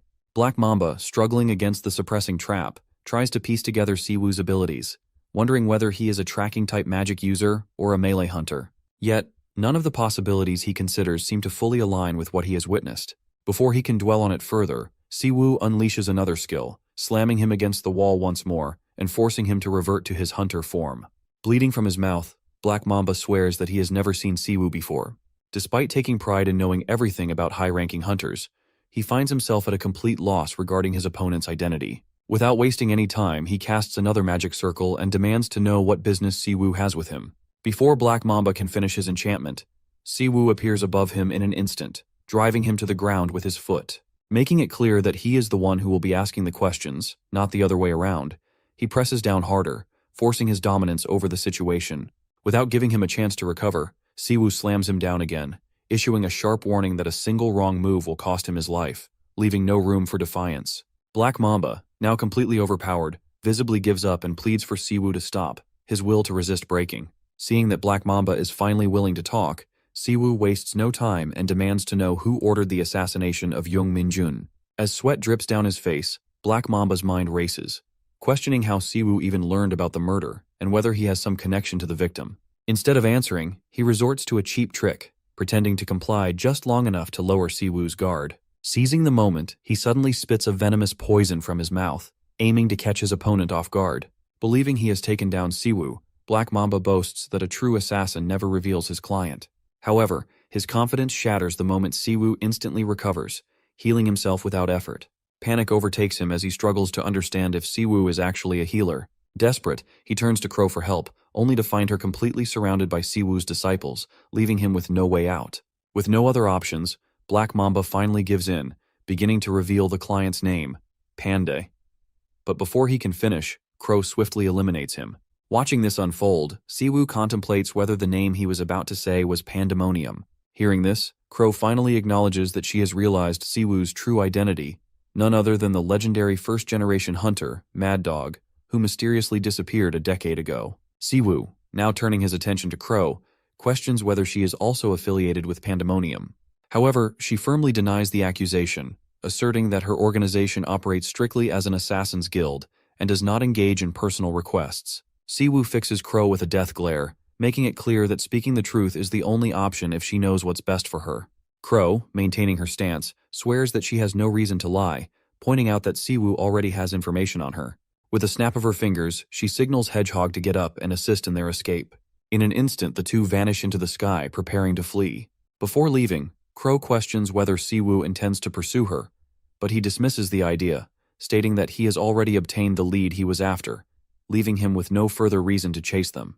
As the portal materializes, Crow bids farewell to Siwoo, hinting that their paths may cross again soon before vanishing into thin air. Jonggu, frustrated, complains to Siwoo about letting them escape, only to be met with a calm explanation. Siwoo informs him that had he pursued them, Crow would have activated the floor's self-destruction sequence, something they were in no condition to evade.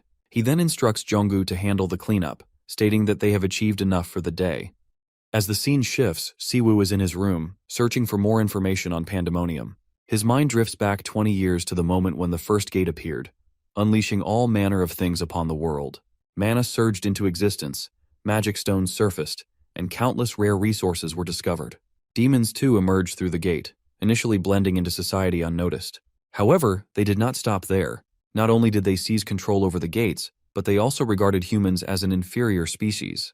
Before long, they successfully established their headquarters, constructing the Demon King's castle at the heart of the continent, securing their grip over all the resources pouring from the gates. Amidst this chaos, a faction of humans emerged, swearing loyalty to the Demon King. They became known as Pandemonium, serving as the bridge between demons and humans. However, fortune favored humanity as the first-generation hunters rose to oppose them. These hunters swiftly mastered mana manipulation, standing as the last line of defense against Pandemonium's growing influence. What followed was the Great War between humans and demons, a brutal conflict that shook the world. In the end, humanity triumphed, pushing the demons back. Siwoo recalls that it has now been 10 years since he single-handedly defeated the 4 demon lords, only to be cast into a dimensional rift, ultimately finding himself trapped in the demon world. He questions why the name Pandemonium is resurfacing after all this time, especially since the group was dismantled long before the war even began.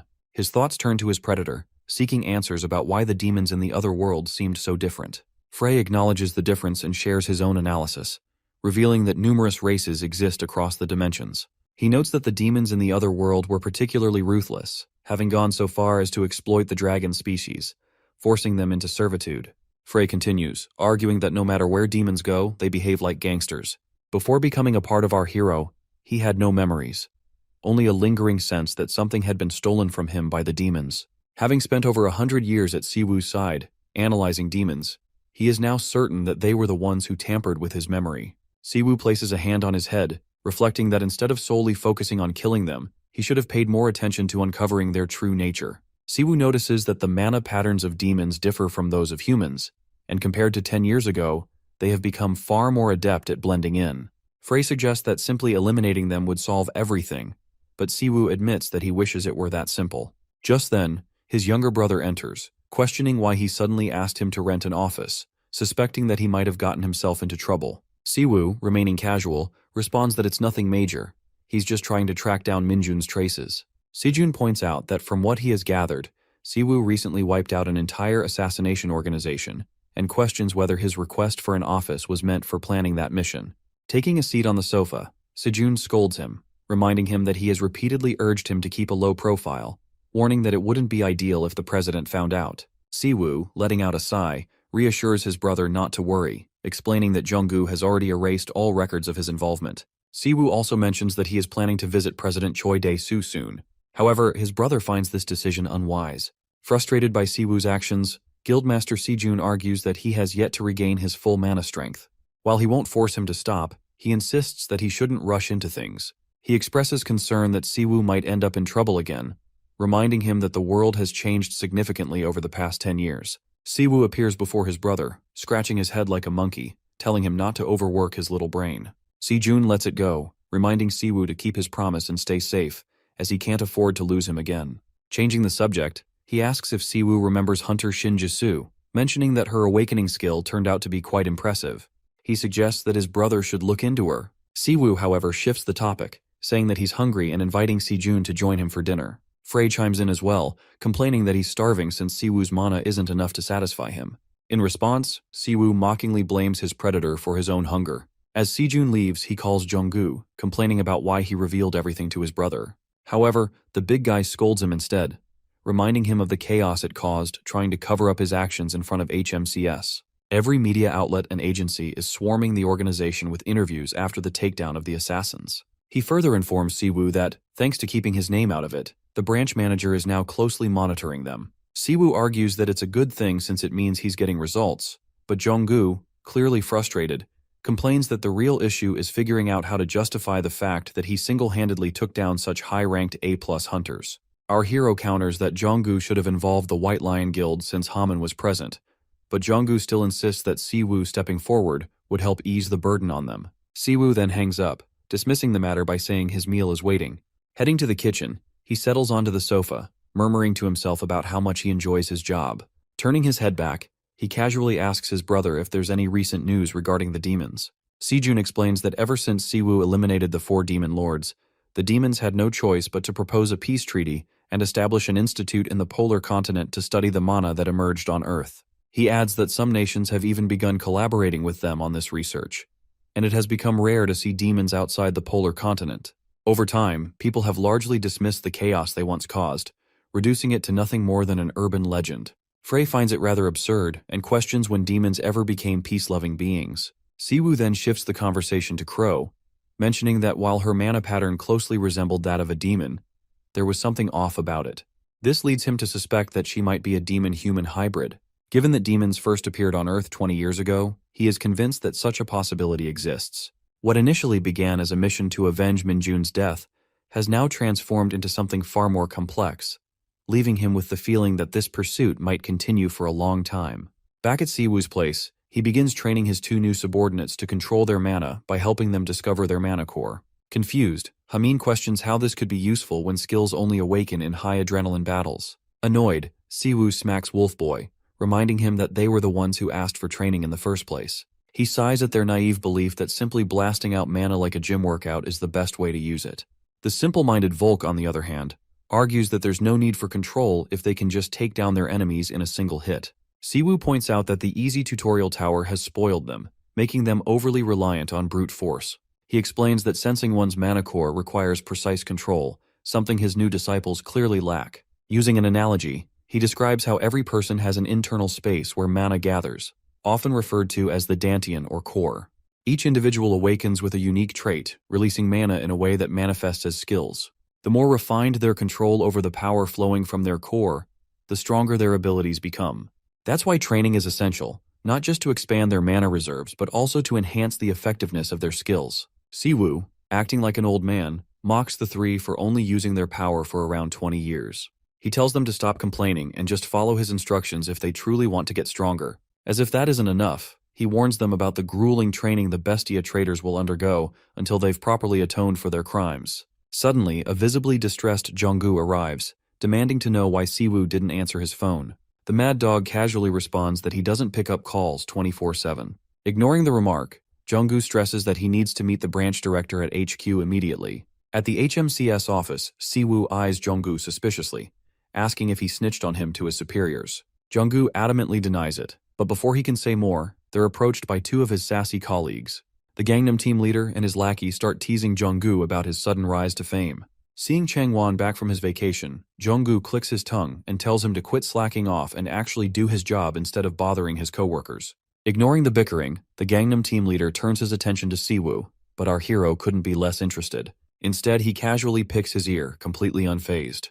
Jonggu steps in, sighing that jet lag must be making the Gangnam turd spout nonsense. Changwon's aide fires back with a nerdy comeback, and Changwon starts rambling about how everyone is just jealous that his team is making waves internationally, while the Gangbuk team is stuck dealing with petty thugs. Siwoo, busy scrolling through his phone, barely acknowledges the conversation, until the nerd pointedly reminds him to show some respect and introduce himself to his seniors. Without missing a beat, our hero flips him off and tells him to clear the precious space his leader is hogging with those fake, roided-up muscles. To top it off, he glances at the aide's glasses and smirks, asking if Four Eyes is blind even with his edgy frames. The nerd twitches in anger and immediately requests permission to discipline the newbie. But Jonggu, ever the voice of reason, sighs and asks if Four Eyes has any emotional intelligence at all. Changwon, not one to let things slide, scoffs and asks if Jonggu is deaf since he clearly didn't hear Siwoo trash-talking his seniors. Loyal as ever, Jonggu blatantly denies it, while our hero grins and quips that maybe the orc has too much fat clogging his ears. That's the last straw. With his rage overflowing, Changwon cracks his knuckles and declares in front of the entire office that it's time to teach these punks a lesson and show everyone who's really in charge. Just then, the boss shows up. Branch Director Jianho materializes out of nowhere, jump-scaring the living daylights out of the Gangnam team. Completely ignoring them, he turns to our duo with a warm smile, greeting them and apologizing for the delay caused by the dimwits. Without wasting time, Jianho personally escorts his esteemed guests away, even going as far as asking what kind of tea they prefer. Fuming, Changwon tries to complain, but before he can even get a word out, the boss cuts him off with a casual reminder of his utter failure in the Japan mission. That shuts the Gangnam turds up instantly. Burning with jealousy, the two are left speechless, their minds racing as they try to figure out just what kind of insane connections this rookie must have. Inside the director's office, Jonggu remains on edge while Siwoo, unfazed, gets straight to the point about the reason behind his summons. Amused by his blunt approach, the director responds with a laugh, shifting the conversation toward the Incheon prison escort. He points out that, following the success of the Bestia raid, responsibility for the escort case has now fallen under their branch's jurisdiction. With a broad smile, he wastes no time in addressing the real matter at hand, directly questioning what exactly transpired with the escaped prisoner. His skepticism is evident. making it clear that he finds it hard to believe someone capable of taking down the infamous Gert would genuinely lose to a mere wolf boy. Observing Siwoo's reluctance to provide an answer, he promptly instructs Jonggu to step out, ensuring their discussion remains private. The director reiterates that he considers himself a reasonable man.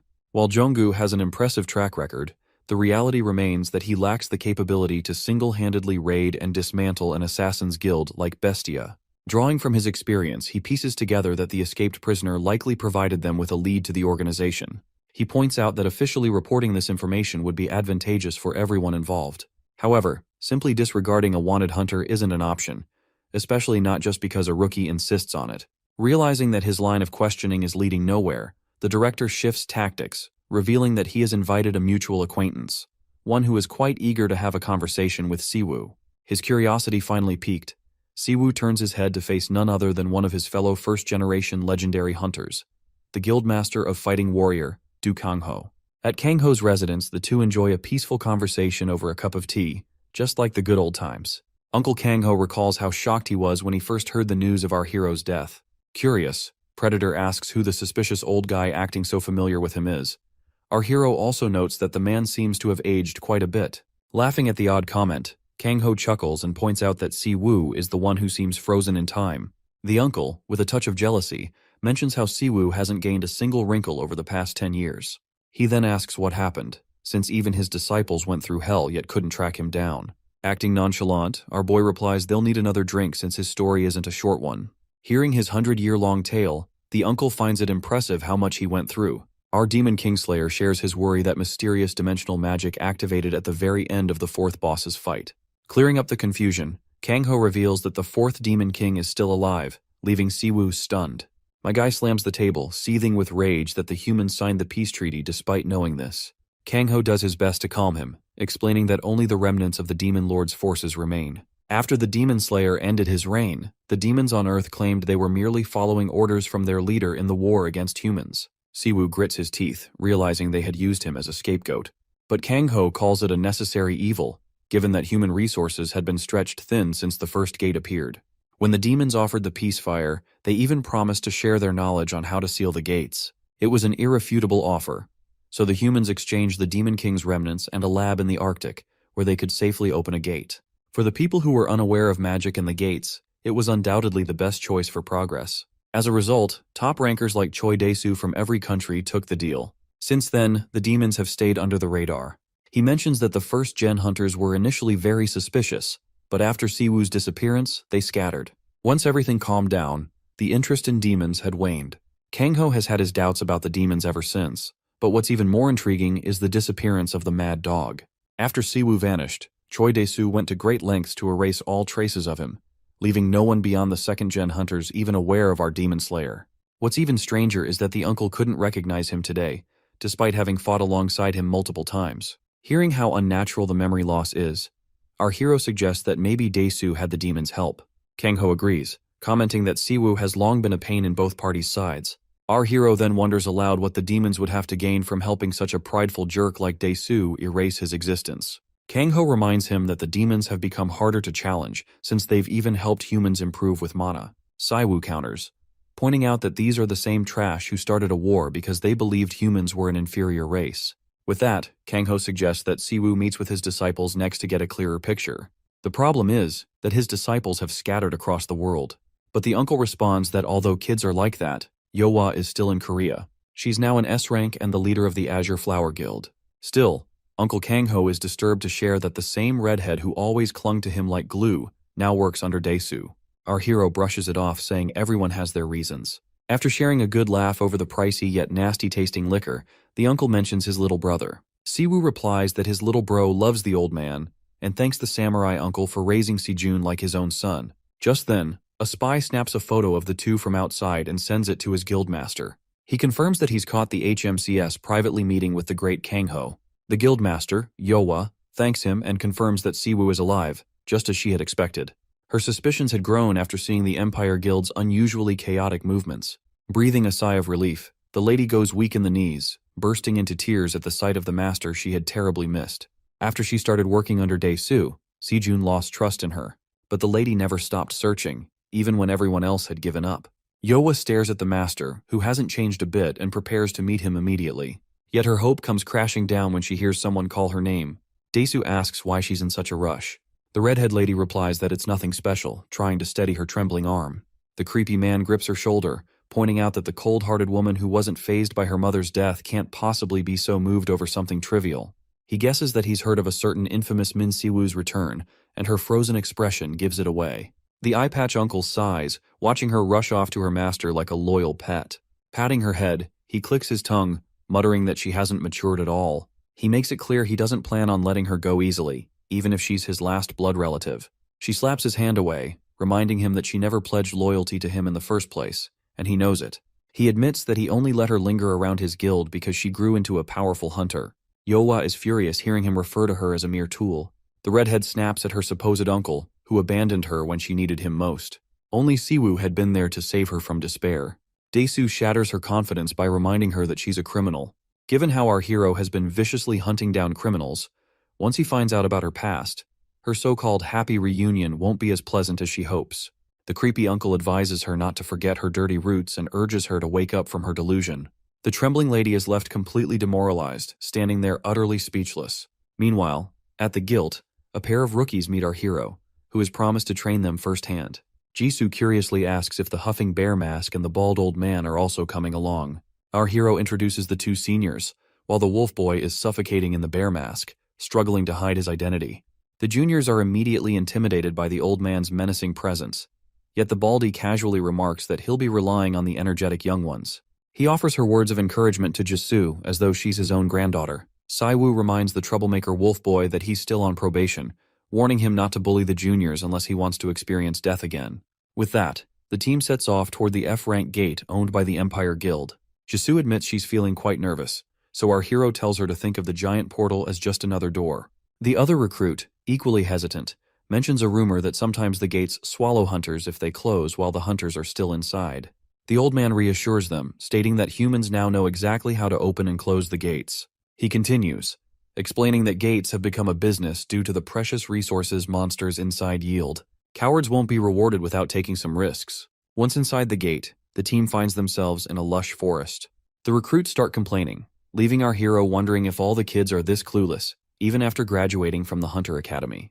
Bear Boy explains that after completing their studies, recruits are ranked after finishing the tutorial tower and only gain practical experience once they join a guild. Siwoo expresses his concern, calling the F-rank training little more than a system for mass-producing weaklings.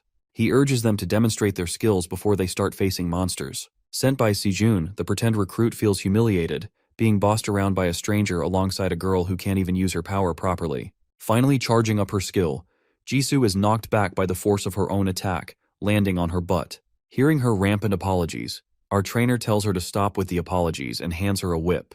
The recruit looks confused, so he explains that it will help her better control her unique skill. Jisoo tries again, charging up her spell with the whip in hand. Meanwhile, the pretend recruit reports the gang of goblins ambushing them. Sitting at a safe distance, our trainer instructs him to handle it on his own. The guy curses at Siwoo's smug comment that they wouldn't learn anything if he beat the goblins for them. Watching the newbie in action, the baldy is impressed by his flashy tracking skill. However, it's clear that Byunguk's control is abysmal, and he's burning through his mana at an alarming rate. Meanwhile, the recruit is shocked at how fighting a swarm of goblins alone feels like pure punishment for someone at his level. In a panic, he shouts at Jisoo, asking how much longer she'll take. Completely drained of mana, he collapses, and a goblin almost lands a fatal blow. Just in time, Jisoo unleashes her skill, forcing the goblin to submit. With a single command, she makes it back off and copies her movements. Wolf Boy and Baldy are impressed, witnessing a rare domination skill in action. Even Frey, unable to contain his excitement, begs for permission to feast on such a rare sight. However, the mad dog remains unimpressed, remarking that it's quite useless if she can only control a single enemy. Realizing she's in deep trouble, the newbie starts desperately jolting her unconscious partner, while the goblins drool, eyeing the easy prey before them. Siwoo's assistance has helped her unlock a sense of how to use her techniques better, and she's grateful for that. Our boy doesn't even care that she looks like shit, as this is the only kind of mentoring he is willing to offer. Her hair disheveled, she cracks up a smile, stating that she was the foolish one for being overconfident. Believing that hunters and awakeners in general were special, and that their value increased in society with their ranks. But now, she was able to catch a hint of the true reality. Skills were tools, and not something a person could define their worth with. That's why training is important. Siwoo agrees, and thinks it's good enough if she's learned something. He's done for today and wants to head back home. The old man suddenly notes that there's a huge crowd spiraling up and wonders if these guys are from another guild.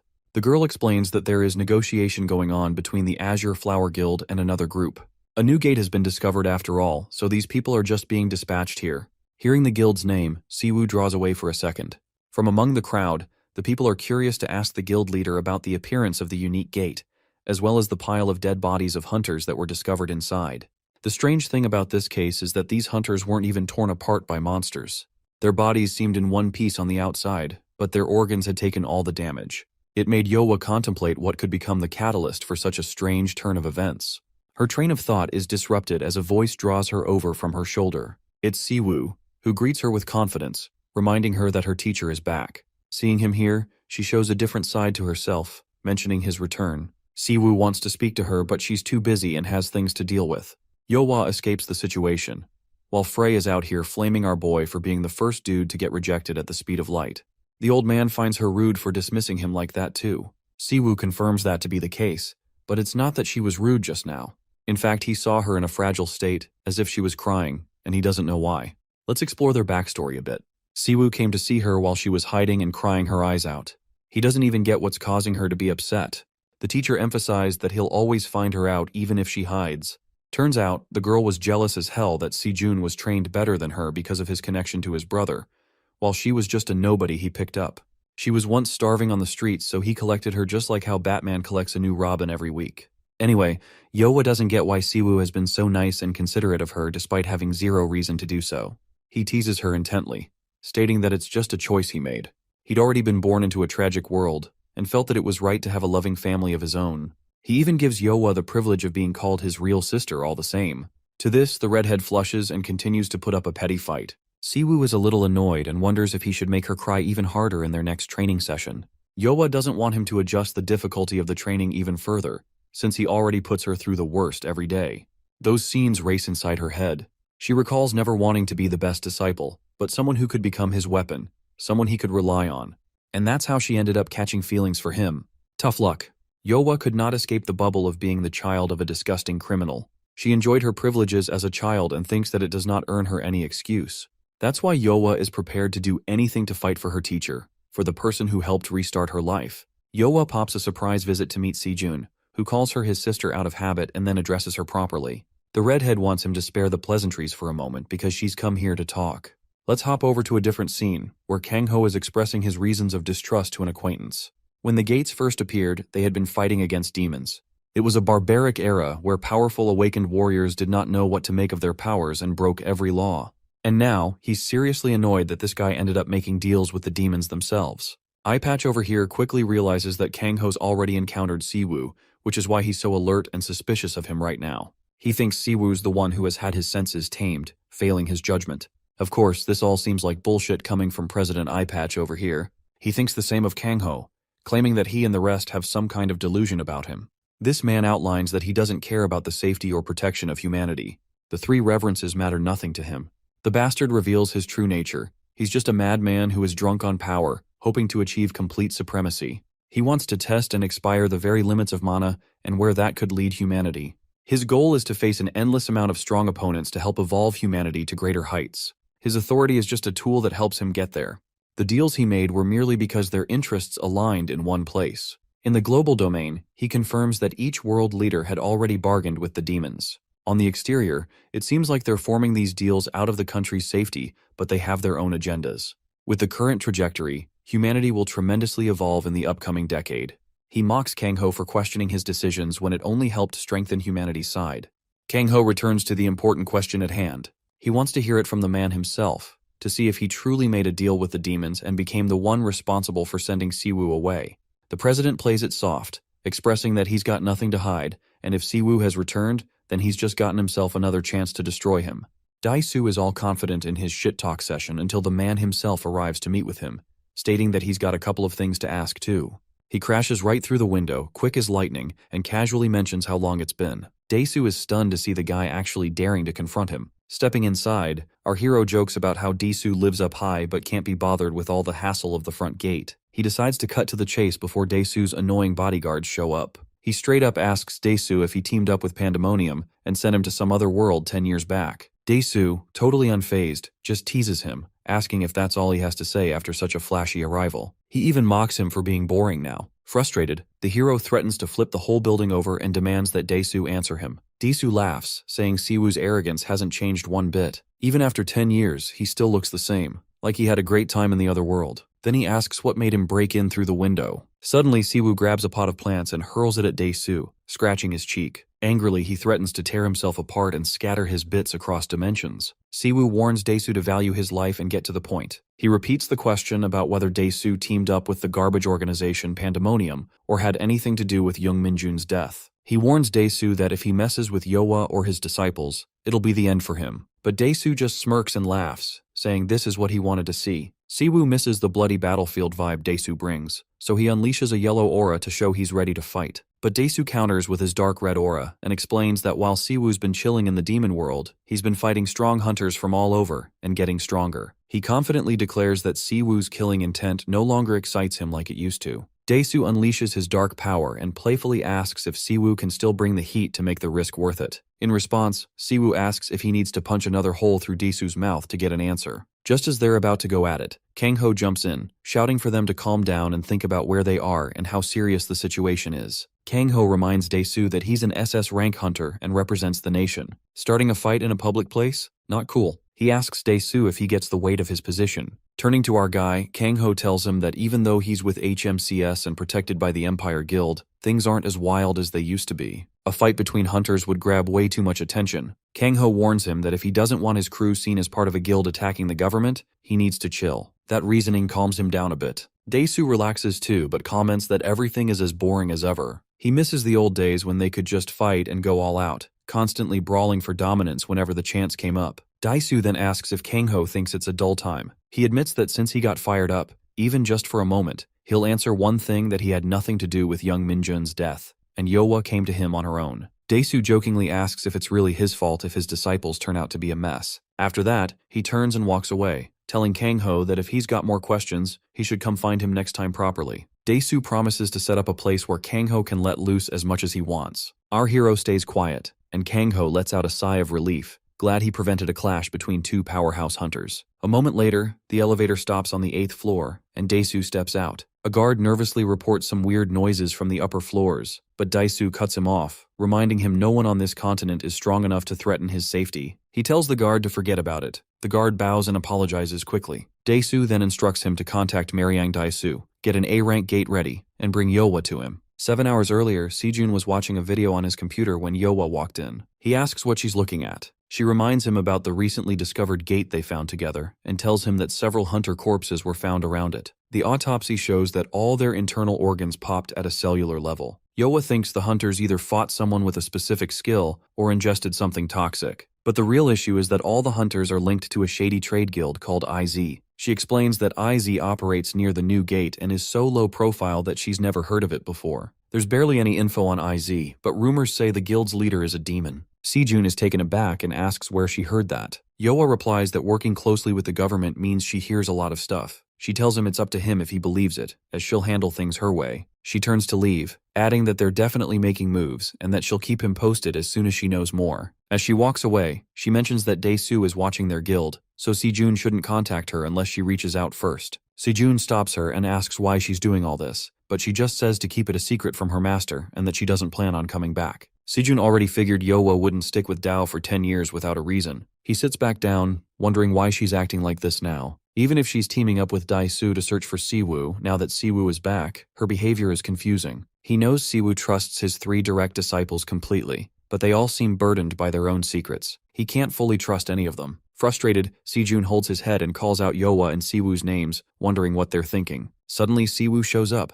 Having overheard him, he asks what's up with Yowa, making Sejun stand up in shock. Siwoo presses him, wanting to know if something happened to Yowa, and warns him not to hide anything. Meanwhile, outside, Yowa is getting ready to leave when one of her members approaches and apologizes for interrupting. The member reports that Dae-soo has called for her urgently. Yowa curses under her breath but replies that she gets it and is on her way. 10 years back, right after Siwoo went missing, Dae-soo had a chat with a demon. He asked if the demon wanted his help in wiping everyone's memories of Min Siwoo. This demon, who was under the second Lord of Calamity, was all for it, claiming Siwoo was the only human who nearly took down all 4 lords. The demon lord needed to keep control over the free-willed demons, and losing to a human would mess that up. Hikatan chimed in, saying that even though the war was over, the chaos was still kicking. Sticking to their deal and keeping things in line among demons would actually help both Siwoo and Dae-soo out. Dae-soo shot back that it was a ridiculous idea. Just because they had shaken hands on the treaty didn't mean the demons could forget the most important detail. Humans won the war in the end. He questioned why they should help demons who were now stuck in the polar regions fixing the mess they made. But Hikatan didn't back down. He pointed out they'd been keeping an eye on Dae-soo and knew he secretly regretted the war ending. He mentioned that Dae-soo discovered some new, incredible power, but now he couldn't use it freely. Hikatan told Dae-soo to stop pretending. The truth was, he just wanted to face stronger opponents. He promised they could help him unlock Mana's ultimate form. Dae-soo was taken aback for a moment. He asked if the demons would really go that far just to erase their lord's loss. And what if he got stronger and became an even bigger danger to them? Hikatan explained that demons lived much longer than humans, which changed their perspective. Their main goal was to learn the real nature of mana and the dimensional gates. With that, he turned to leave, telling Dae-soo they'd be waiting for a positive reply and calling him Korea's strongest hunter. Fast forward to now, Dae-soo was chilling inside an empty F-rank gate owned by the Infinite Guild, just waiting for his guard to check in. The guard reported that they found a gate with no living entities left, just as Dae-soo had asked, and access was all locked down under his ownership. Dae-soo gave the guard props for a job well done, and asked if the invitation had been sent out. The guard confirmed and reminded him about the summit meeting happening the next day. Dae-soo simply said he knew and told the guard not to make him repeat himself. Out of nowhere, Yoa barged in, clearly annoyed. She reminded Dae-soo that he told her to go on a business trip and wanted to know why he called her here. Dae-soo signaled to his guard to leave, warning Yoa to watch her tone with other people around. After the guard stepped out, she pressed him about what was going on. Dae-soo confessed that he knew she suspected him of being involved in Siwoo's disappearance. He admitted that he neither agreed nor went along with the demon's offer back then. Still, even though he knew Siwoo was fading from existence, it wasn't his problem. Yoa was furious, demanding to know what kind of nonsense he was saying. Dae-soo released a little power from his hand and explained that the reason he felt uncomfortable about his past actions was that those events had ultimately made him stronger. He thought about it and just wanted confirmation. Both he and Siwoo were the real powerhouses.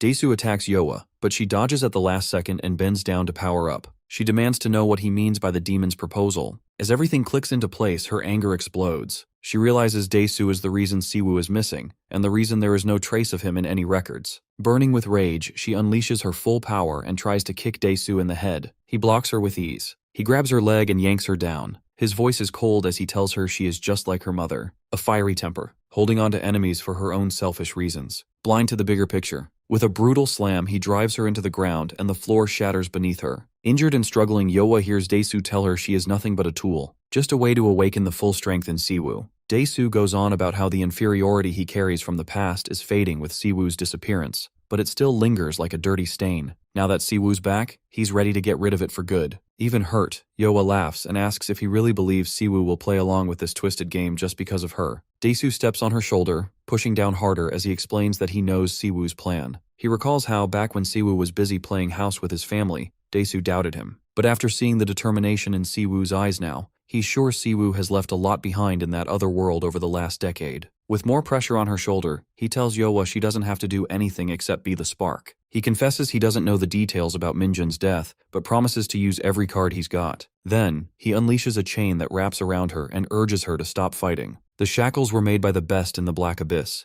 and even an S-rank hunter like her cannot break free easily. The chains absorb her mana, and the harder she pushes back, the more they drain her energy. If she keeps it up, they'll eventually break her down. Dae-soo says he has no idea how long his fight with Siwoo will last, but until then she can struggle all she wants. That is her purpose. Yoa stammeringly asks if he really thinks this will change anything. She yells that he's just trash. Suddenly she feels someone charging in. Our hero arrives, launching an intense attack at Dae-soo. The impact creates a massive shockwave, but Dae-soo manages to block it. With excitement, Dae-soo declares that history will be rewritten from here on out. The outdated hero will fall, and he will claim the title of the strongest in the land. Our hero smirks back, calling Dae-soo a lunatic, and casts a spell to strike him with thunder, but Dae-soo easily blocks it with a shield. Laughing, Daesu mocks him, saying his power feels weak and that the gap between them has widened over the last 10 years. Siwoo stays quiet, glancing at Yoa still chained up behind him. Frey, looking worried, asks if Siwoo is alright and reminds him that Daesu is a monster and his power hasn't fully returned. But Siwoo just says they need to go all out with what they've got. Frey's yelling at him, freaking out about how his mana is barely even half recovered. He warns that Daesu is way stronger than any human it's ever faced, and doubts it can even handle a skill that big when it's all weak. Plus, using its limit could lead to some crazy side effects. But our guy just calmly says he only needs 50% of what he used in the other world,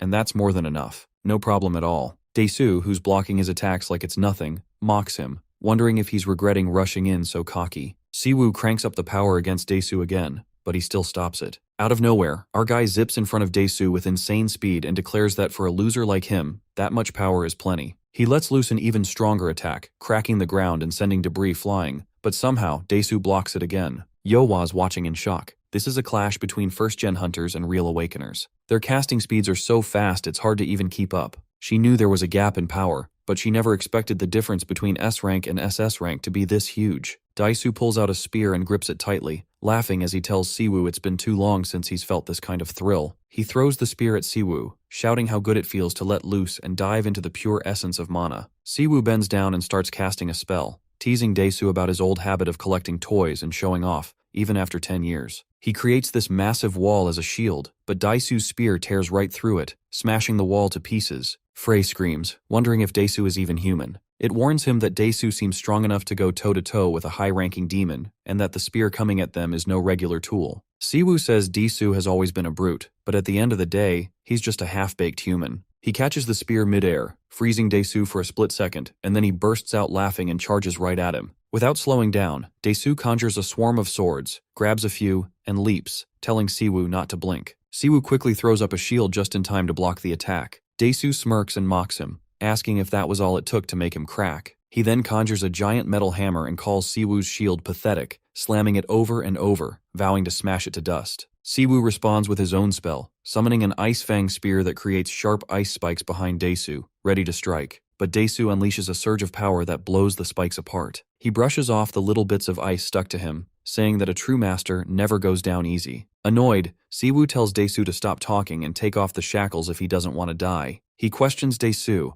asking if Yowa really means nothing to him and if he thinks he can keep his spot with the government after pulling such a lame stunt. Daesu shakes his head, saying that Yowa's still got value. He thinks her being the daughter of a serial killer makes her a useful pawn. Yowa's totally taken aback and yells at him to shut up, warning that if he keeps running his mouth, it'll be the end for her. Out of nowhere, she feels a strong presence from Siwoo. He tells her to stay put and then unleashes even more power. Daesu, angry and surprised, burst out laughing, saying this is exactly what he wants. His skin buzzes with excitement as he calls forth a shield and sword, ready to really get the fight going. But before he can make a move, Siwoo appears right in front of him and lands a punch. Daesu blocks it with his shield, but it shatters like glass. That's when he realizes Siwoo's mana control and strength have completely shifted. Daesu quickly jumps back and conjures up some armor to protect himself. He notices Siwoo's skills have evolved and questions whether his cowardly style has finally improved after all these years. Siwoo fires back, telling Daesu it's rich for him to criticize tactics when he doesn't even get strategy. They launch into a wild flurry of attacks and blocks, moving at super fast speeds. Daesu admits he was a rookie back then, and throws a dagger near Siwoo's feet. After that last hit, he figures something out and sets off a trap, with chains suddenly wrapping around Siwoo's legs. Then, Daesu summons a massive sword, way bigger than before, and swings it at Siwoo with all his strength, declaring he's not his equal anymore. The force of the swing tears the ground apart, causing a huge explosion. Yowa yells for Siwoo, but her voice gets drowned out by the chaos. To her amazement, Siwoo calmly tells Daesu he's actually right about one thing. There's some truth in all his nonsense. They're definitely not equals. Siwoo stands there without a scratch, just holding the sword Daesu tried to take a swing at him with. Our hero's grip on the sword is so tight that Daesu can't yank it back. Daesu knows that the sword he's got is a legendary artifact, a mega sword that can slice through entire buildings, but it doesn't even budge in Siwoo's hands. Siwoo lifts the sword like it's nothing, and asks Daesu if he's really been fighting for 10 years. Then, in one quick motion, he punches Daesu in the side, bragging that he's been at it for 100 all on his own. The hit sends Daesu flying and slamming into the ground. Even after that, Daesu laughs and says he's having a blast. He can't even remember the last time he bled. He stands up and asks if Siwoo's been holding back his mana just for that one hit. He shows off his watch, a regulator that keeps his power in check, and tells Siwoo that if he's serious, he should unleash his full strength too. Siwoo tosses the great sword aside and channels some of his power into his hand. Daesu explains how 5 years ago, all officially recognized SS rank hunters had to wear the bracelet. It limits their physical abilities and skills to avoid causing chaos. If anyone removes it without government approval, they're instantly labeled a criminal. Then Daesu chucks his watch away, breaking free from the restrictions. He smirks, calling the bracelet a dog collar, and mocks Daesu for being nothing but a fighter. He asks if Daesu climbed up the ranks just to get government permission for a dogfight. Daesu, clearly ticked off, tells Siwoo he's really overestimating himself. With a grin, Daesu asks if Siwoo really thinks that's the only reason he's here. Then he unleashes his full power, his aura smashing the ground all around him. Daesu yells that he hasn't had anyone worth testing his strength against until now. Siwoo calmly releases his own aura, challenging Daesu to show what he's got. Their auras collide, creating a wild force that tears through the area. The power of their clash cracks the ground and shakes the gate. Yowa stumbles as everything rattles, realizing that even their mana collision is enough to shake things up. At this rate, the gate could collapse, and innocent bystanders might get hurt.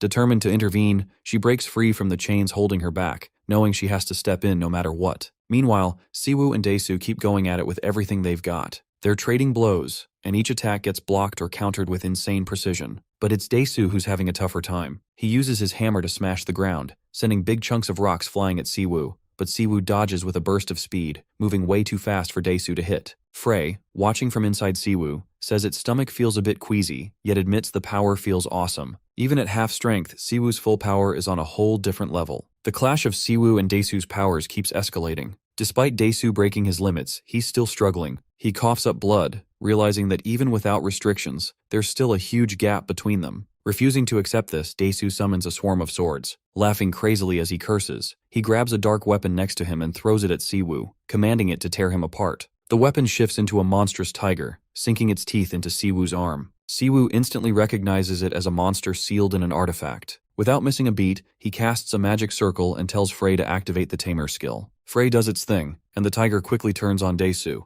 realizing Siwoo is the new master. Furious, Daesu calls Siwoo a bastard and unleashes a new power, ready to keep the fight going. But before they can throw it down again, Yowa shows up, yelling for them to cut it out. She wants to know if they've both lost their minds and tells them to take a look around. The gate is about to break apart, and all that magic leaking out could cause major problems if it reaches the outside world. Yowa warns Daesu that he won't be able to dodge the blame if things go south. She reminds him that an international tribunal will come after him. Daesu calls her an arrogant brat, but Yowa stands firm. She tells him that while he's been losing his grip, she's already reached out to the Hunter Association and HMCS headquarters. They won't take long to respond and reopen the gate. She pushes for them to end the fight now. As she moves closer to Siwoo, he stays quiet, his face unreadable. Just then, Daesu's watch buzzes with an incoming call. He picks it up, annoyed, and hears Edward from HMCS headquarters on the line. Edward says the situation is urgent and needs his immediate attention. Daesu mutters a curse but agrees to head over. Before he leaves, he turns and coldly says that this is why you shouldn't take in wild beasts. He claims he's lost interest and tells them to get lost.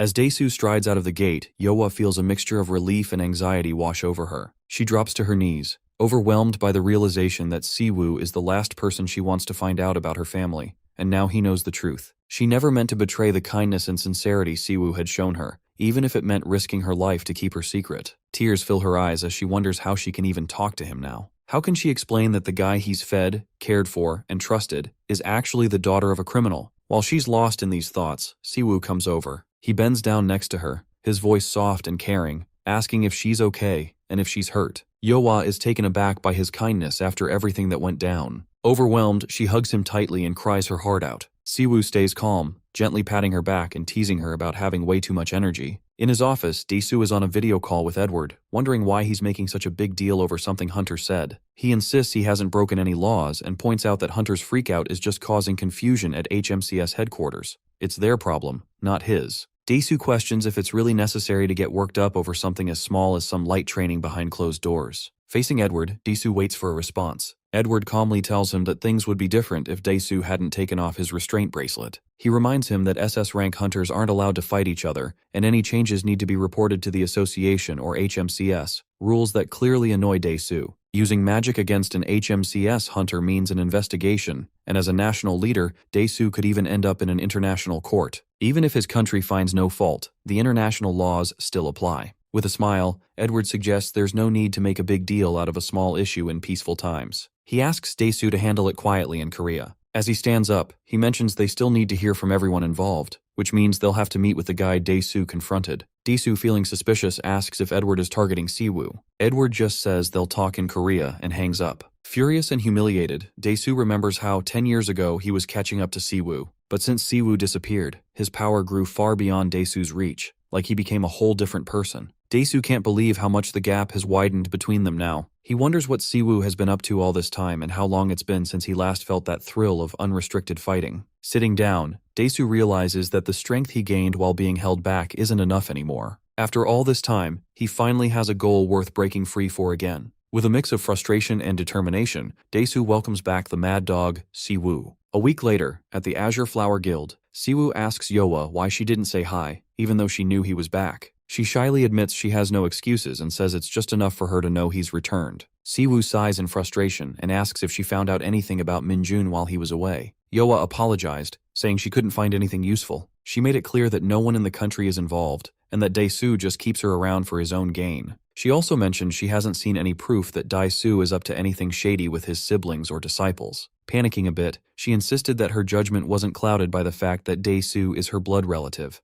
It's all based on what she's observed so far. Siwoo nodded and gently patted her head, saying that if Dae-soo truly saw her as family, he wouldn't treat her like this. Yoa smiled back, feeling better because Siwoo had already helped her heal from everything. But he reminded her that it's not just about feeling okay, it's about breaking free from that toxic bloodline. He told her it didn't matter if her mom was a criminal, she'd lived her own life and hadn't done anything wrong. If she still felt guilty, she should live with pride and give back, and that he'd be there for her. His words brought back some memories, and she ended up laughing through her tears. Smiling, she said she never felt truly alone because of friends like him. Wiping her eyes, she admitted she felt bad for Sejun, realizing she'd made him worry for nothing. From his point of view, it must be tough to trust her with all her secrets. Siwoo scratched his head and said Sejun was cautious, so she should sort things out with him when they met tomorrow. Yoa was surprised and asked what he meant by tomorrow, especially since things were still awkward between her and Sejun. He just pointed out that they're both adults. He assured her he had already talked to Sejun and mentioned that even if he wasn't sure how Dae-soo was handling things, at least it hadn't blown up into a huge mess. He checked his phone, chuckled at Sejun's instincts, and then noticed he had 9 missed calls from HMCS. Just then, Junggu burst in, looking surprised and asking why Jungho wasn't gone yet after his trip.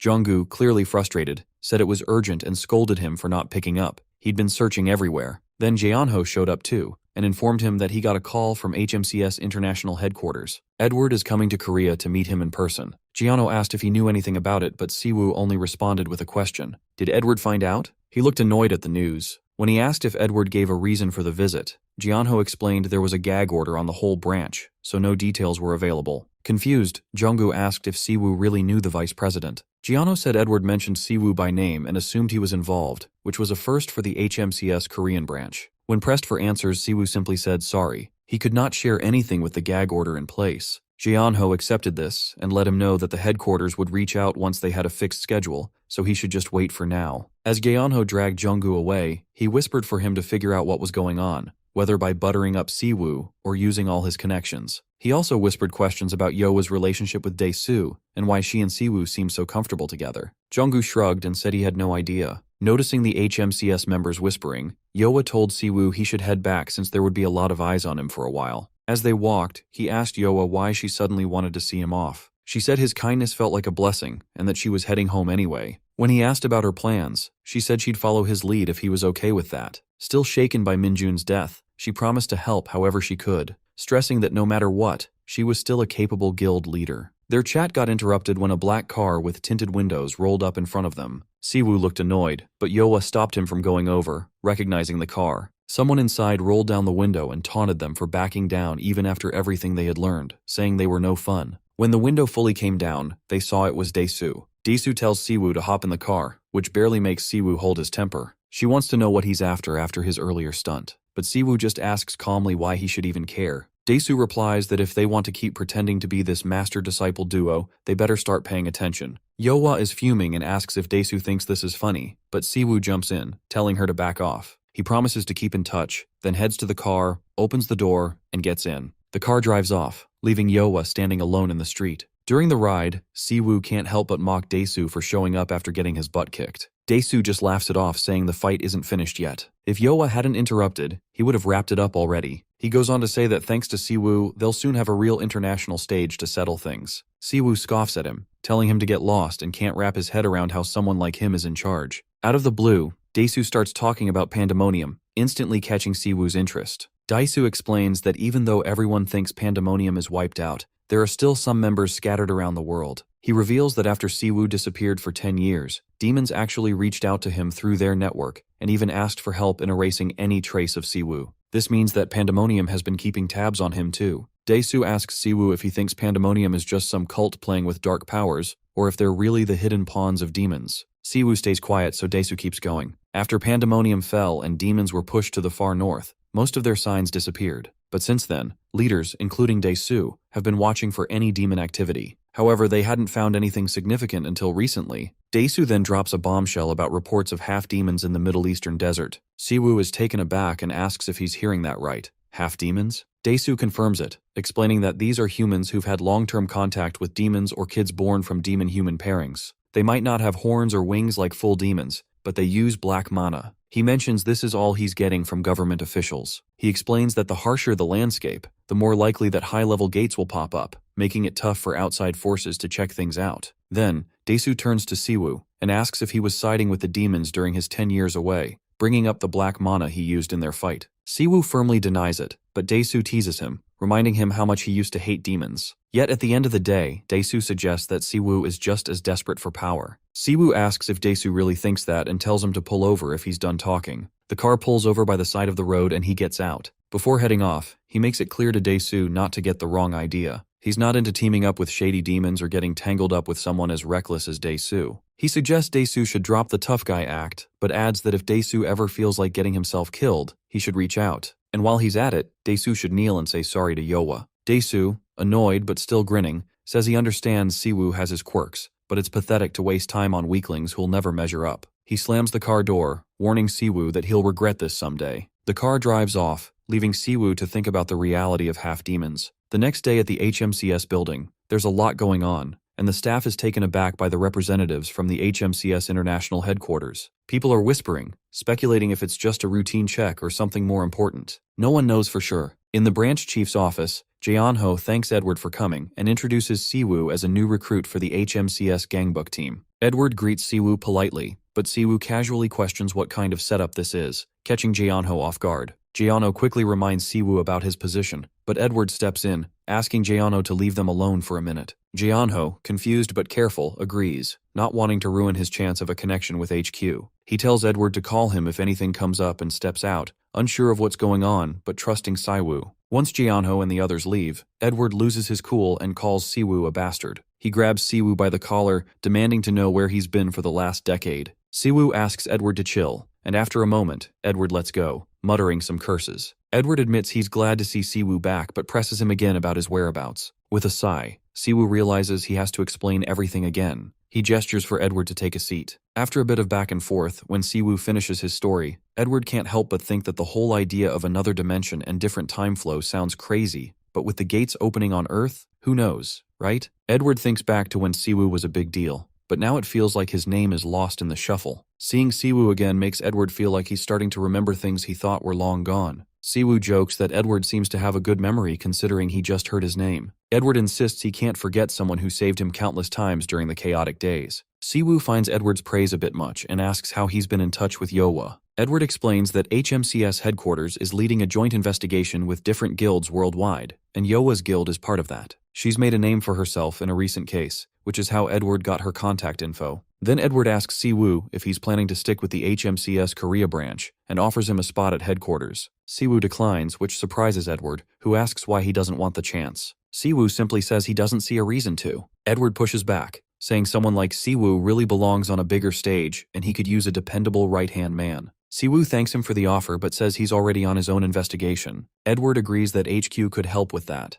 pointing out their extensive investigative authority. Siwoo says he'll think about it and asks what the joint investigation is about. Edward explains that a massacre of hunters happened near a newly discovered gate out in the desert. While most assume it's got to do with monsters, the autopsy shows poisoning. All the hunters died from something they ingested, and they suspected it was illegal enhancement drugs. Siwoo looks pretty shocked by this news. He asks Edward if he's talking about some kind of awakener drug. Edward nods and explains that there's been no official word yet, because they still don't have solid details on the substance or how it's being distributed. But behind the scenes, the Central Bureau is looking into a bunch of awakened deaths that have been happening worldwide over the last 6 months. Edward mentions that the autopsies show one weird thing in common. The victims' internal organs are rupturing at the cell level. It's a tough case to go public with since most of the victims are awakened criminals, and they never find any drugs in their systems. Luckily, a witness in China stepped up about a similar situation. The witness claims that the deceased awakeners breathed in a black powder before going on a rampage and eventually self-destructing.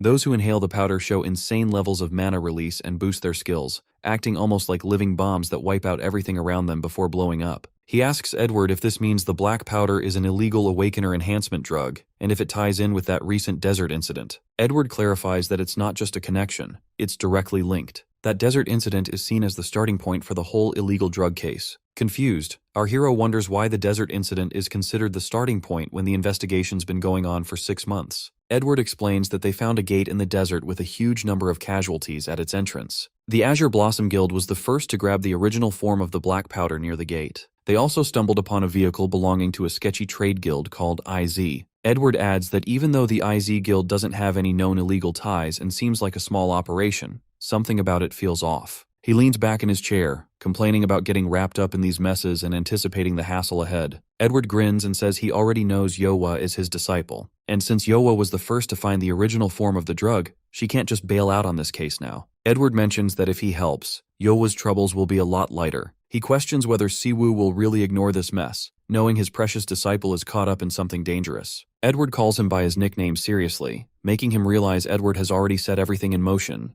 Reluctantly, Siwoo agrees to help, partly because he has his own business in the Middle East too. This lifts Edward's spirits, and he excitedly promises to do whatever he can if Siwoo is in. Edward brings up the whole situation with Dae-soo, mentioning that he knows about their unsanctioned live combat training. He offers to help sort it out, but Siwoo just tells him to drop it, explaining that even though Dae-soo's a greedy jerk, he's still a person. The next day at Sejun's place, Sejun spots Siwoo packing and asks if he's heading out for the Central Bureau's international investigation. Siwoo confirms it, saying Edward personally asked him for the favor. Sejun admits he knows Edward but is curious about how he got in touch. Siwoo says it's a long story and hints that Yowa will fill him in later, which surprises Sejun. Just as he's about to ask why Yowa is suddenly involved, his phone rings. He answers and walks away, asking Yowa how she even got his number. Frey asks where they're off to this time. Siwoo tells him their first stop is Europe, where the Central Bureau's HQ is. Frey wonders if they have chicken there, and Siwoo guesses they probably do. Then Frey asks if he'll be pushing their mana to the max like in the last fight, which takes Siwoo by surprise. He playfully asks Frey if he's worried about running low on food. Frey freaks out, insisting it's not about the food but something weird going on inside him. Siwoo asks what he means by weird, and Frey explains that since they got back to Earth, he's been getting more used to Earth's mana, and his output is increasing, but he's also feeling less in control. Frey suspects that their dimensional travel messes with him, and that the last fight when Siwoo pushed his mana might have triggered this. He adds that since they made a contract in the other realm, Frey won't attack him. But the more his mana recovers, the worse the loss of control gets. If Frey totally loses it, who knows what might happen.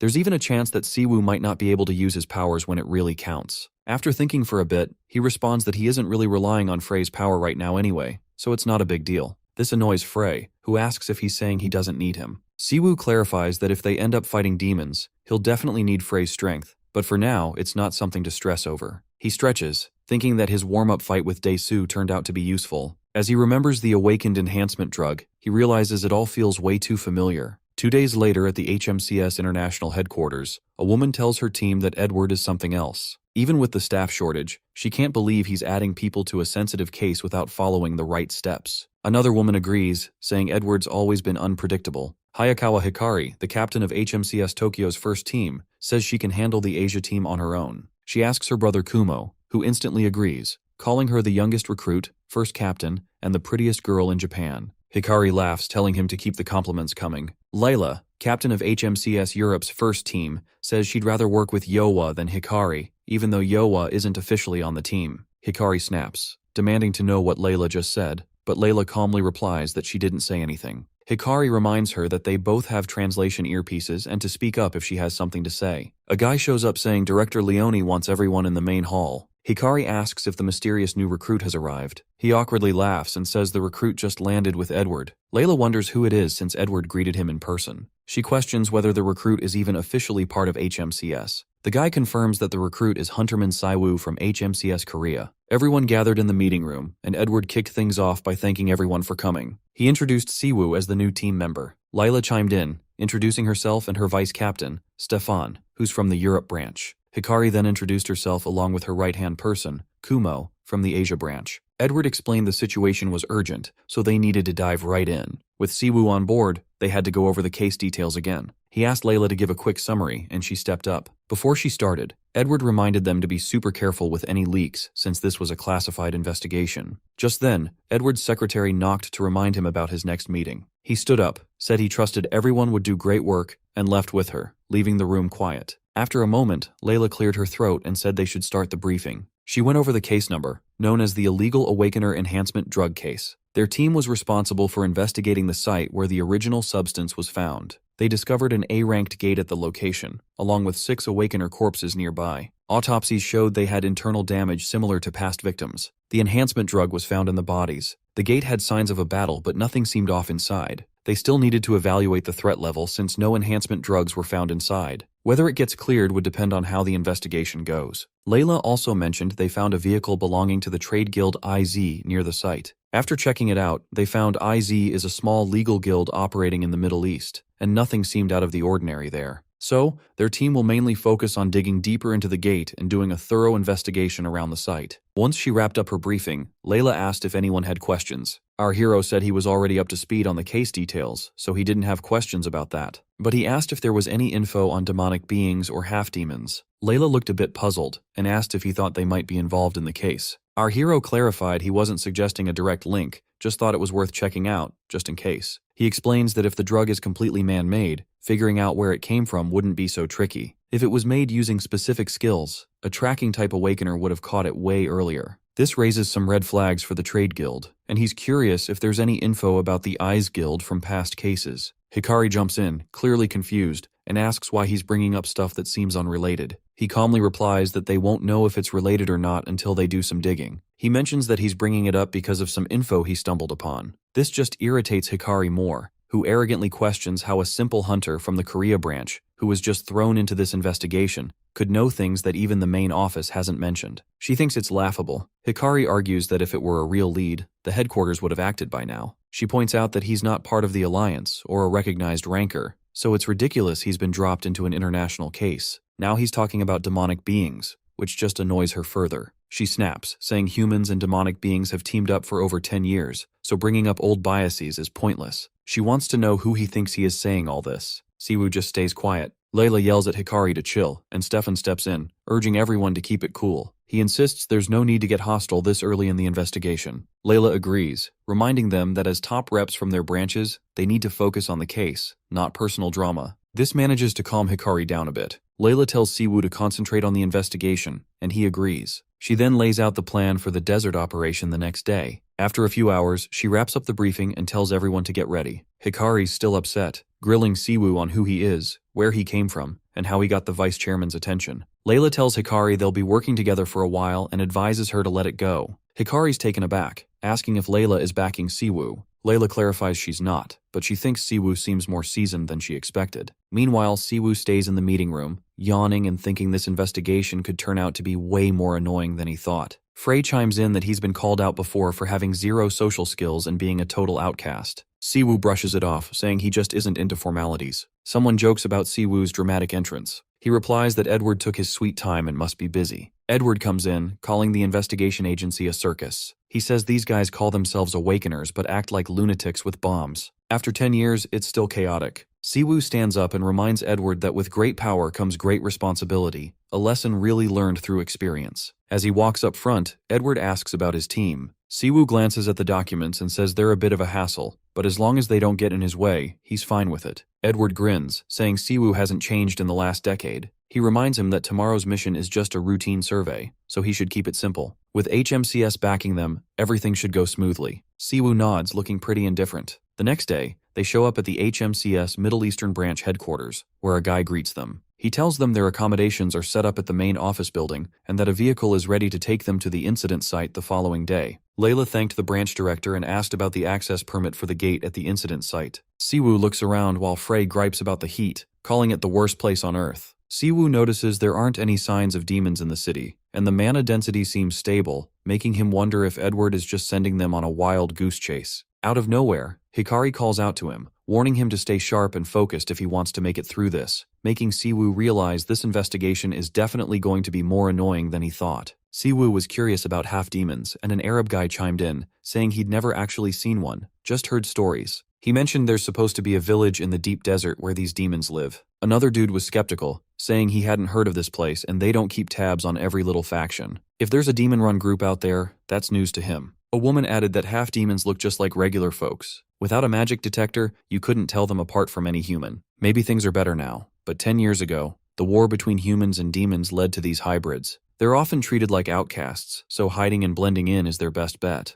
Even if a half-demon is wandering around, no one would probably notice. Our guy thought the info wasn't super useful, and it looked like he'd need to dig deeper into the desert. Frey brought up food, but Siwoo just played it off like he didn't hear him. Frey then teased him about being an introvert, which just made Siwoo wonder why Frey was being confrontational all of a sudden. Frey pointed out that everyone else was hanging out in groups, questioning why he was wandering alone in this quiet desert town. Siwoo said he was just enjoying his free time and gathering some intel. Then Layla popped up, asking what he was doing there and mentioning that the HMCS base wasn't far off. It's apparently a pretty swanky spot to kick back. Siwoo insisted it was still his free time and he wanted to check out a few things first. He then asked why she was by herself if she was Hunter Layla. She explained that Stefan was working on the entry permit for the gate they'd hit tomorrow and the risk assessment was still in progress. Layla asked if he was part of HMCS Korea, so that meant he was under Director Bayek. She said she hadn't seen him during a previous visit to Korea, and he explained that he was recently recruited. Layla noted he had the vibe of a seasoned hunter and guessed he had at least 20 years under his belt. Siwoo silently acknowledged her sharp instincts and thought about changing the subject. He played it modestly, saying she was flattering him too much, and mentioned that the vice president said Layla was well known in the European branch. She brushed off the compliment, calling herself just an average investigator mostly stuck in Northern Europe. That made Siwoo think of working with a hunter from that area once, and he suddenly remembered the name, Hans. Layla seemed to recognize Hans too and showed him a picture. He confirmed it was Hans, joking that he'd never forget that smile. 10 years had gone by and Hans had aged. His face still looked familiar. Siwoo then asked if Hans was her dad. It's midday, and they're at the A-ranked CA3 gate in the northern desert. Layla kicks off their detailed investigation, and Stefan admits he's feeling a bit jittery since he usually deals with hunter crimes instead of gates. Layla assures him that they're not there to take down the gate, then uses her A-ranked secret garden skill called Wood Spear. This skill sips up mana from the ground, and roots start spreading out, picking up on any nearby mana and living beings. The stronger the user, the longer the roots last and the farther they reach. As the glowing tree takes shape, Layla lays out their mission. They're looking for clues about some illegal power-enhancing drugs linked to the gate. Siwoo thinks her skill is pretty incredible for both scouting and defending, and he's impressed with its range. Layla states she hasn't picked up any monster activity within 30 kilometers, but warns that her detection weakens the farther it goes. She tells everyone to stay alert, divide the area, and search systematically. Protecting the site is their top priority, and they should avoid fighting unless attacked. Hikari orders Kumo to check the whole area thoroughly. Kumo nods in agreement, but Siwoo mutters that it feels like Layla's just bossing everyone around. Hikari hears him and points out that Layla's rank is way above basic investigations. After wrapping up the briefing, Layla gives the go-ahead to split up and report anything they find. As they scatter, they sense something's off. Siwoo complains about the point of being a team if they all act solo. Frey teases him about being an introvert, and Siwoo snaps at Frey, saying he spotted something that looks like evidence of tampering. Frey checks it out and finds the area feels pretty off. Whatever is going on with that mana gate doesn't seem natural to him, and he wonders if someone's messing with it or if it's miasma. He pockets some strange black powder he discovers. The scene shifts to a bald grandpa on a call, asking if his master needs him. The caller, Siwoo, asks about the situation outside.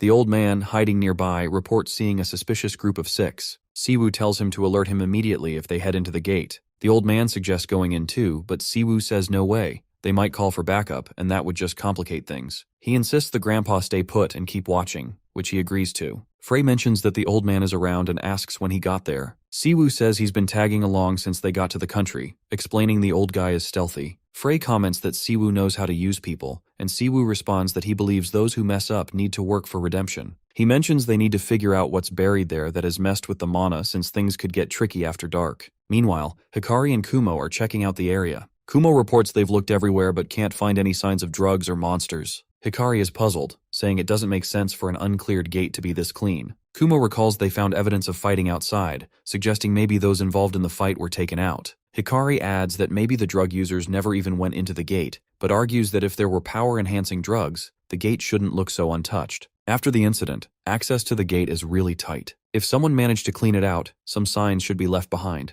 If they didn't get in, the stuff inside should still be untouched. There's gotta be something valuable in there. They need to find something else worth reporting if there's no clear proof. HQ sent them here with high hopes. They can't just head back empty-handed. Hikari is determined. She bites her lip and tells herself that even if they have to dig up the whole area, they need to find something. She figures that if this is really an A-rank gate, valuable mana stones must be buried underground. So she summons her Spirit of Fire, which shows up as a huge snake, and gets to work digging. She's pretty impressed by its power. Layla watches all this in shock since she hasn't gotten any alerts about it. She calls Stefan over to check it out and mutters to herself that things never go smoothly. Just then, those 3 people from earlier pop up behind her, looking ready to ambush. Layla casually suggests they might as well call it a day and head back, unaware they're behind her. Meanwhile, Kumo turns to Hikari and asks if just one attack really caused all this mess. He tells her she's incredible. She responds that now they should see if they can find some mana stones or enhancement drugs. But then she spots something unusual and asks if those are corpses. Kumo answers that they are definitely monsters that thrive on darkness and mess with the cycle of life to come back. He adds that they look like zombies and suddenly they start gearing up to attack. Hikari and her brother are about to get swarmed by the undead popping up from underground. Kumo notices that undead-type monsters can't usually move in such big packs. Hikari thinks they need to figure out what's up, but first, they have to take these creeps out. She uses her skill, Divine Spirit, which is a top-tier move that brings a divine snake from another realm to help out. The snake zips toward the zombies in no time, sending them flying like toys, and some even get crushed under its weight. Hikari rolls her eyes, saying they're just a bunch of walking corpses, but they still manage to catch her off guard. Then, the ground shakes, and even more monsters start to crawl out. Kumo wonders just how many of these things are buried below. As he turns to tell Hikari to watch out, Stefan swoops in to save her using his skill, slicing through the zombies in a flash. Stefan asks what's going on and where the monsters came from. Hikari shrugs, saying she has no clue and questions how he missed all those buried zombies with his detection spells. Stefan says there wasn't any mana reaction from them, and maybe the noise drew them in. He also asks why she altered the terrain. Kumo jumps in and says there is no time for blame. They just need to wipe these zombies out. He activates his Spirit Kamaitachi skill, letting him tap into a weasel spirit for a bit. Then he starts tearing through the monsters. But things get worse fast. He warns the others that they'll keep coming unless they smash their heads.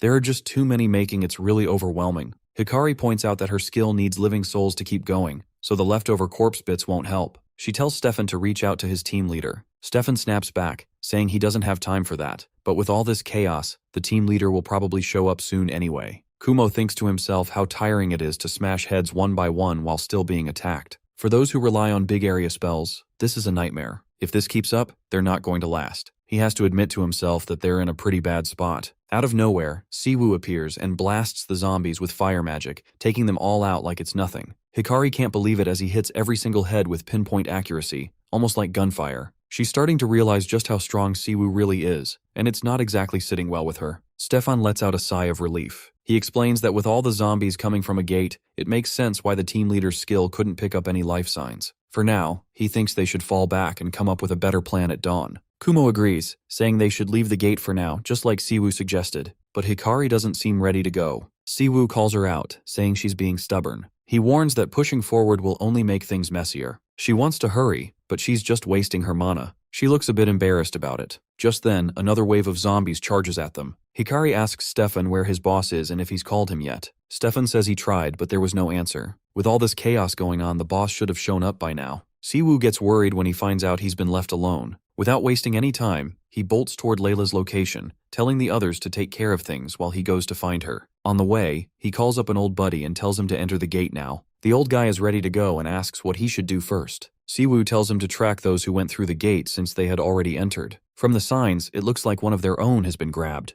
Meanwhile, Layla is gagged and tied up, realizing she has totally let her guard down. She thought all the entrances were secured, so how did these guys get in? One of the kidnappers wants to kill her, but her fierce stare freaks him out. The boss steps in to stop him, saying they need her as bait if they want to take out everyone involved in one go. He warns the guy not to screw it up like last time. If they pull this off, their group, Allmacht, is going to rule the black market in the area. The boss lays it out. In a world where strength matters, a lot of low-tier hunters would pay a crazy amount for this powder. If they play their cards right, Allmacht could really step up. He tells the guy to keep his cool. The subordinate, clearly impressed by the drug's power, wonders how much longer they'll have to hide and take orders from someone else. The boss snaps at him, calling him Robert, and tells him to watch his tone. Then, another guy shows up with a scar on his face and a hand oozing black blood. As that blood hits the ground, zombies start to rise around him. The bonehead tries to cover his dripping arm, and as we get a good look at this creepy dude, the boss mentions that this guy is a necromancer. Necromancy is a creepy skill that messes with life and death, and most people totally hate it. It's so sketchy that anyone who has it becomes a target for fear and anger. Even those who've done some seriously messed up stuff avoid it. One dude watching all this thinks he's seen it all in shady places, but he wonders if this necromancer can even be called human. Still, he needs this guy's connections to bring back the Allmacht organization, which his father ditched. One of his lackeys finds a vial and asks if it's the drug. He's practically begging for just a tiny sip. Furious boss warns him that if he wants to end up like those poor souls outside the gate, go ahead. Just one dose can boost a hunter's skill to S rank, but you can't stop once you start. The addict's body will overload and blow up. It's a drug that burns like fire, quick and deadly. The boss has witnessed its horrors firsthand and wonders how it's made. Even detection skills can't catch it. Where is it coming from? Then we find out the necromancer's name is Ivan. The boss greets him, claiming they're in the same boat now, and he must know the drug's source. Ivan smirks, saying the boss can't even handle his clueless subordinates. The drug incident has caught the eye of the International Investigation Agency, and now he wants details on the supply chain. The boss defends himself, saying things like this are bound to happen in the drug business. Ivan mocks him, calling him bold and shameless, which he finds amusing but still won't share the source. If their clueless captain lets slip any info to his even dumber subordinates, it'll be a disaster. Robert is irritated and accuses Ivan of disrespecting the captain, but the boss raises a hand to cool things down. A girl chimes in, saying their noise is scaring the investigators, and asks Ivan if she guessed right. Her name is Crow, and Ivan notices her presence and asks what she's doing there. Crow thinks Ivan is messing around and warns him against actions that could endanger the entire anti-demon group for the IZ Guild's sake. Ivan chuckles, guessing their cautious leader put her up to it. He tells Crow to pass along a simple message: wipe them all out. Crow responds that Ivan only knows how to play with corpses, so he doesn't get how people work. Their bonds are strong and dangerously unpredictable. She glances at Layla and hints that she could be a problem. Ivan says he'll let her live for now, at least until they deal with everyone else. Crow clarifies she's not talking about Layla, but about Ivan himself. She warns him it might be too late and urges him to think carefully. Are they really on the same side? Then she uses magic and disappears. Ivan snaps, calling him a coward who always watches from the sidelines. Robert turns to the captain and asks who she is, but the boss tells him to be quiet and says it's better to act like they haven't seen anything. He adds that the tied-up woman and the investigators outside aren't making it through the night. Meanwhile, Hikari's group has taken out the zombies.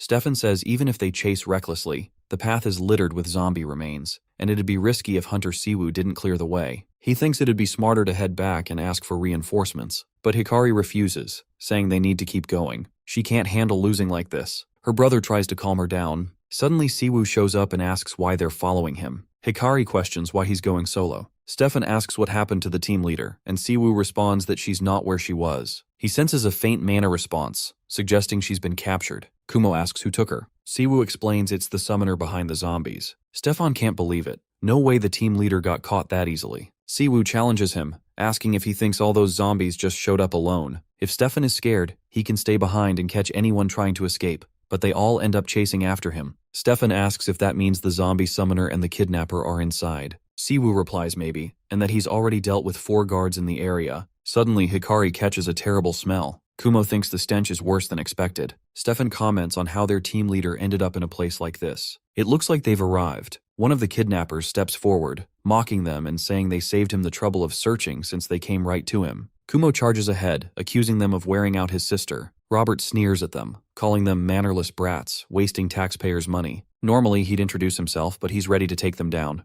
Zombies back him up, and the boss warns the intruders they're in for a rough time. A total brawl kicks off, and Siwoo fights to protect the girl. Hikari's all confused by the yellow energy swirling around her, lifting her to safety. Ivan thinks it is pretty wild that someone is actually using necromancy. He cannot exactly criticize, since he is into it too. Kumo is livid and charges Ivan while his friends shout that the fight is still going on. Kumo throws a massive punch, but Robert's defensive magic completely blocks it. Siwoo realizes they've got way too many enemies to deal with. Frey chimes in that Ivan's way stronger than your average human. Siwoo agrees, pointing out Ivan's been prepping for this from the get-go. They're in a tight spot, and it won't be easy. Ivan teases Siwoo about his guts, asking if he's strong enough to be useful. Siwoo then pulls out the slicing wind skill, whipping up green, deadly tornadoes that wipe out the zombies instantly. Ivan's impressed, and wonders what kind of life Siwoo's lived to be this strong, while calling him some kind of monster that preys on his own kind. He starts gathering more energy. Black energy erupts from the zombies, and more gross ones appear, making Frey sick. Siwoo decides it's time for a full-on attack since their numbers are getting out of hand. He unleashes Thunderbolt, zapping the zombies and roasting them on the spot. Ivan's blown away by Siwoo's mana control, but Siwoo shoots back that he's more shocked that someone like Ivan can talk so clearly. Ivan gets angry, saying trash is a harsh label. He claims he doesn't use the powder, and puts it down as junk for losers. He mocks those who can't use mana without someone else's gate, saying a human hired him for this mission, and finds it funny to feast on his own kind. He proclaims it's a noble mission to help scum like that be reborn, believing humans are at their finest when they die, especially those dependent on the powder. They make for excellent material. Siwoo senses there's no disturbance in Ivan's demonic energy, which means he's not lying. So, someone else must be making that illegal enhancement drug. He retorts that Ivan's noble mission stinks, calling it gross and pathetic, and asks if Ivan doesn't feel ashamed. Ivan counters that he doesn't expect anyone to get it, but it hurts. He tells his creations to kill, make more, and keep killing. As long as the moon's out, he's got tons of mana. They're still battling the zombies and kidnappers, fighting off monsters, keeping an eye out for stragglers, and checking on the injured. Ivan taunts Siwoo, asking how long he can keep up that smug attitude before wounding him with black magic. Siwoo grabs his injured arm and casually says, half-demons don't use mana, they use magic. Ivan is taken aback, and while Siwoo heals his wound with magic and asks if Ivan is a half-demon, a cursed bloodline shunned by both demons and humans and stuck between two worlds. He points out that Ivan lies while using that nasty power and then asks who is the real mutt now. Ivan laughs but starts to tremble a bit. He releases a surge of demonic energy and curses the humans. Frey notes that the energy is super dense and warns Siwoo that this could roll badly. Siwoo responds confidently that even if Ivan's power has risen, his attacks are easier to predict now. He thinks he can deal with it as long as those cursed bugs don't get summoned. But if this keeps up, he'll have to go all out. He checks with Frey, and she warns him not to push too hard. Siwoo jokes that he's just ramping up his previous move and teases that she looks scared, saying this is actually getting fun and he's feeling pumped. Siwoo activates the Tamer skill, and chains burst from a magic circle gripping the zombies. Stefan's shocked to see them stop moving. Robert and his boss wonder what's going on with the zombies. Kumo figures it out and announces that the zombies are being controlled now. They turn and start attacking their own side, leaving the enemy group stunned and demanding Ivan do something. Frustrated, Ivan snaps back, saying no one can dominate all the undead at once, and thinks the whole situation is too ridiculous to even laugh at. Then he zeroes in on Siwoo and asks who he really is. He demands to know if Siwoo is even human. Siwoo stays chill and says the experience was intense, maybe because he raised his output a bit. Frey groans and says she feels like tossing her cookies. Siwoo tells her to take a breather and that he'll handle the fight. He tells the zombies to go after their dad. The zombies charge at Ivan, who struggles a bit with their numbers. Suddenly, a huge explosion rocks the place. Ivan declares the game over. He's not holding back anymore. Out of nowhere, Siwoo pops up behind him, asking if there's anything else he's hiding. Ivan's eyes go wide, seeing Siwoo activate the acceleration skill. Siwoo gets ready to attack and thanks Ivan for breaking the wall. He charges up a powerful magic, and another massive explosion goes off. But luck's on Ivan's side. Crow swoops in to save him. Crow smiles and says it's been a minute. Siwoo mentions he thought Crow wouldn't step in, and taking down Ivan seemed like a lot. Crow says she's more important than she looks, and if she's no longer useful, Siwoo can do what he wants. But for now, she wants to let it go since she's not looking to tangle with someone as strong as him. Siwoo thinks Crow is different from the others and linked to the drug trade. With her attitude, she could be a problem down the road. He considers dealing with her now but realizes there are bigger fish to fry. Plus, the woman's clearly stronger than the necromancer. So he asks her who leads the anti-demon clan and how someone like that gets mixed up in this shady business. Crow explains that Siwoo knows a decent amount about them, but he's got it twisted. The moderate faction is in control now. It all kicked off independently because of that kid who used their name to score jobs. Crow claims she doesn't even know who's calling the shots. Siwoo challenges her, asking if she's really saying they got involved just because someone pulled them in without knowing the mastermind. Crow clarifies that they got mixed up to keep the kid alive. They only just found out what he was up to. She admits Siwoo probably has a ton of questions but says she genuinely doesn't know much. Siwoo glances at his exhausted crew and decides that it's not a huge deal if the necromancer isn't the main culprit. Still, he warns Crow not to expect a second chance. Crow is surprised that Siwoo trusts her so easily. He speaks up and says he read Crow's mana pattern. When she lies, the wave changes. Crow looks a bit annoyed and calls it dull. Siwoo asks one last thing. Who is this we she keeps mentioning? Crow finally reveals their name IZ, and then she vanishes. Siwoo thinks about how the anti-demon clan isn't directly involved. If it was just about cash, the bad guys wouldn't have picked the anti-demon clan, which is naturally against humans. That drug gives off a weird power, but it's not demonic energy. It's something unknown, something Siwoo hasn't seen, even in another world. He decides he'll check it out later. He heads back to his group. Layla thanked him for saving everyone and said she felt ashamed as the team leader. She suggests they bounce since they've been hanging around too long. Stefan tells her not to overdo it. Siwoo thinks that cleaning up is the priority now. Hikari approaches and calls Siwoo, the necromancer. He explains that the enemies dipped out and it was an ambush. Layla also says she's sorry for being careless. Kumo chimes in that what matters is everyone is safe. First, they should get out of the gate and reassess. Siwoo thinks about why he prefers to work solo. Even though he's not truly on his own, someone's always with him. Frey. He tries calling out for him, but Frey doesn't respond. 2 days later, at HMCS headquarters, Edward reviews Siwoo's report about the zombies and the necromancer at the gate. Edward says he's never heard of that before and doubts Siwoo's claim that they weren't the culprits. Siwoo responds that this is just the tip of the iceberg based on what they said.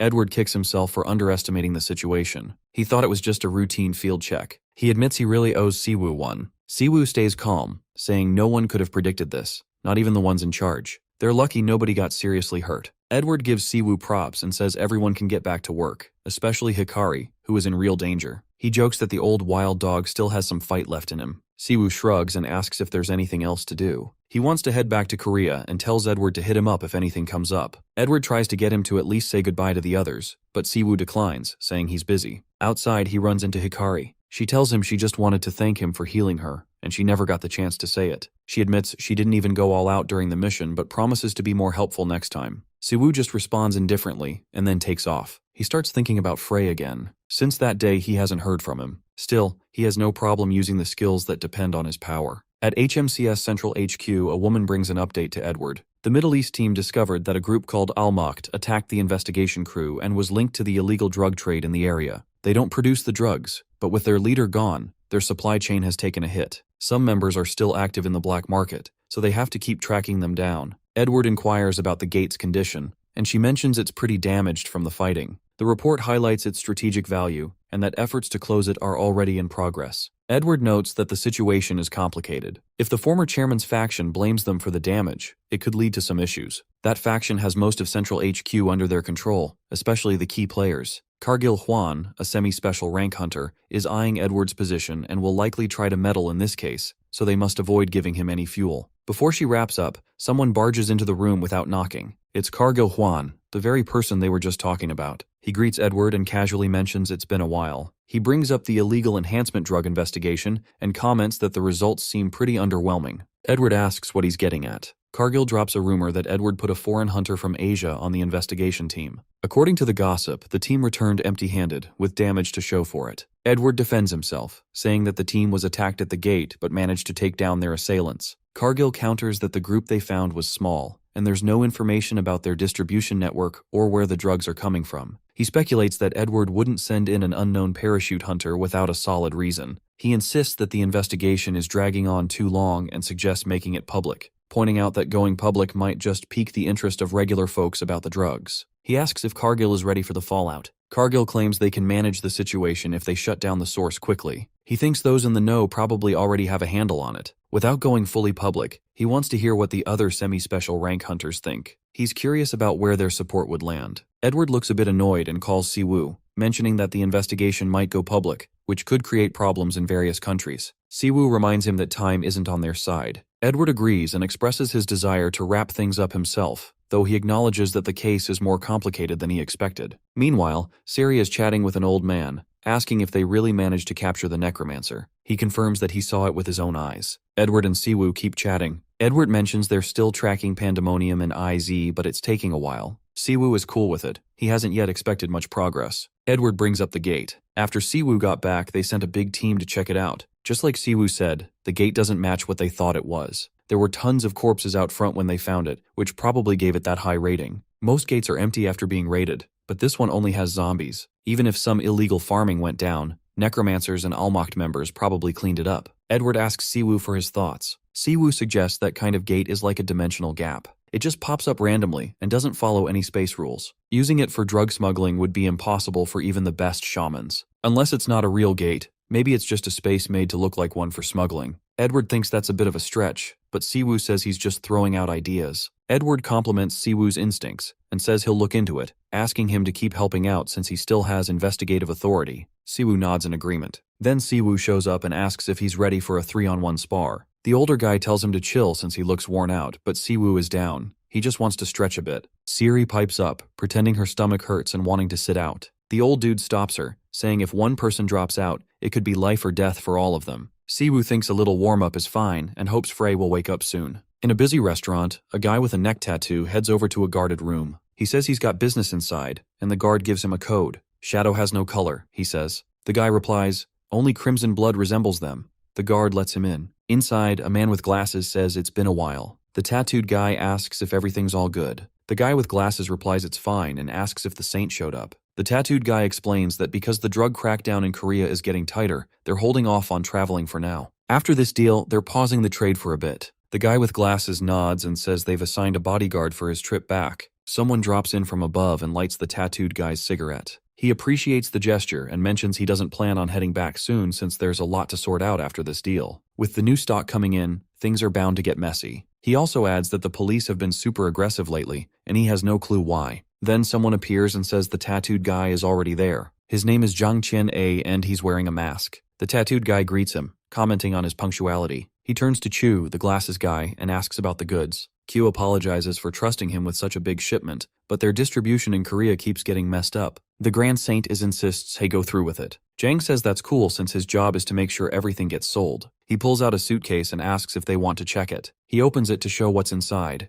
illegal goods. The scene shifts to the HMCS Korea branch, where Siwoo is focused on his computer. Two co-workers stroll up to him, and one remarks how the man is really here today. The other chimes in about Hunter Min, explaining he's been sent to HQ for a special mission. That clears up why the deputy director dropped by earlier. They start speculating about whether Siwoo has some connections, or if he slipped in through an insider route. The team leader walks over, asking if Siwoo's seen the latest directive. Siwoo immediately asks if it's about the probe into illegal power-enhancing drugs for Awakeners, and whether there's been any announcement yet. The team leader confirms the HQ trip is tied to this, and the mission is connected as well. Even though it's top secret, they should have at least given a heads up. The branch chief isn't even in the loop, and now it's total chaos across all branches. Siwoo explains that he got strict orders to keep things under wraps, so he just did what he was told. He wonders why everyone's so worked up. The team leader replies that Siwoo is making them look bad. They had to ask regular staff for help since no one knew what was happening. It would be manageable if only the staff were kept in the dark, but the team leaders are aware he's been to HQ too. Just then, someone shouts that the branch chief wants to see them, including Hunter Siwoo. They head over together. The branch chief fills them in that HQ sent out an order for a big international investigation focusing on illegal power-enhancing drugs for Awakeners. The black market is spreading these faster than they anticipated. He mentions that Siwoo confirmed this during his trip, then expresses concern over why HQ is putting so much pressure on the Korea branch and what's really going on.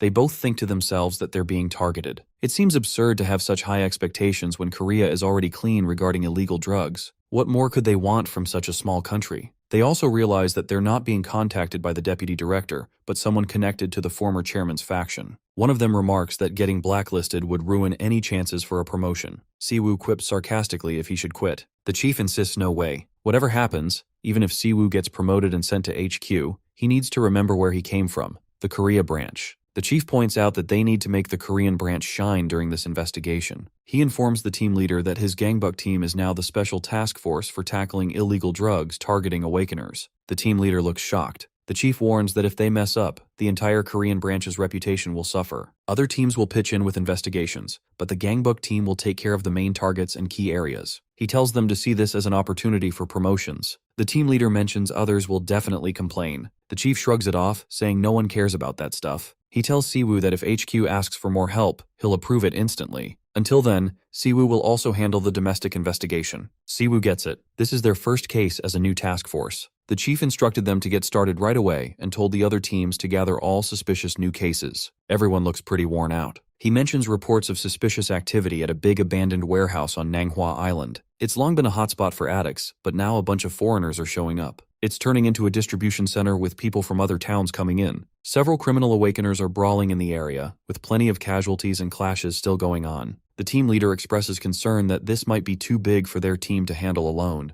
The chief reassures him, saying he's already contacted a private guild for backup. They're fully briefed and don't need HQ's approval, so they should just focus on getting results. Siwoo wonders about this private guild. The scene shifts, showing Siwoo meeting with Yoa and her younger brother. He asks if they sent the request for help. Yoa confirms she did, and asks who else he thought it would be. Sejun chimes in, asking why Yoa always gets tangled up in these big messes. Siwoo looks at the guildmasters and points out they could have sent some underlings if they were too busy. Sejun insists he didn't come just for kicks, and Yoa adds that a master's duties come first. Then Sejun asks if Siwoo is rolling solo and where his team is. Siwoo explains that his crew is on guard outside because bringing too many folks inside would just raise red flags. Yoa mentions they're all on high alert and ready to catch anyone trying to bolt. Siwoo remarks that most people inside are probably just regular folks looking for awakener meds, and the chaos is likely between dealers or their security. He suggests heading towards the trading center. Sejun warns that rushing in could blow their chances of gathering important intel. He thinks they should disguise themselves and scope things out first.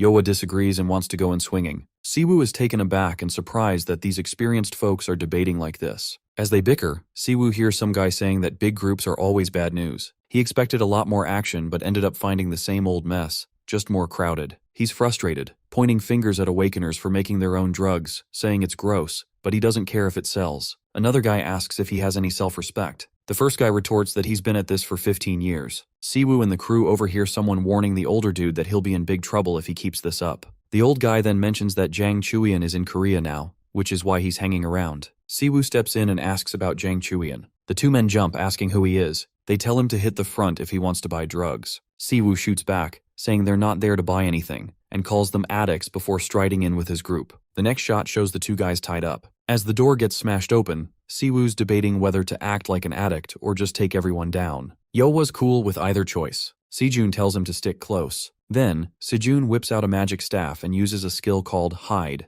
It's a light magic trick that bends what you see, making him invisible. How long and strong it lasts really depends on how skilled he is. Siwoo realizes it's a transformation-type artifact in magic. Yoa calls it invisible magic and says she now understands why people call Sejun Korea's Grey Mage. She even admits she had no clue he could do this. Sejun goes on about how his skill is elemental magic, and with enough practice and creativity, there's a ton you can do with it. He breaks down that the hide spell uses light to mess with visibility and hide your body. Siwoo thinks it sounds like freeform magic and gets excited, wishing he could learn it too. Sejun then asks about the guest inside Siwoo, and if he's dipped out somewhere. Sejun brushes it off as nothing to stress about and tells Siwoo he's really grown up. He pats him on the head, but Sejun rolls his eyes and tells him to stop treating him like a kid. Yoa playfully chimes in, saying what about her since she's been putting in hard work too. Siwoo just sighs, saying they should wrap this up so they can head home sooner. As they walk into the building, they start hearing chatter. One person's griping about the prices being way too high. The place is packed with addicts, most of them looking like regular civilians who aren't awakened. Even if the term civilian doesn't quite fit, they're still criminals. There's probably a separate black market just for awakeners, which would be tricky to find,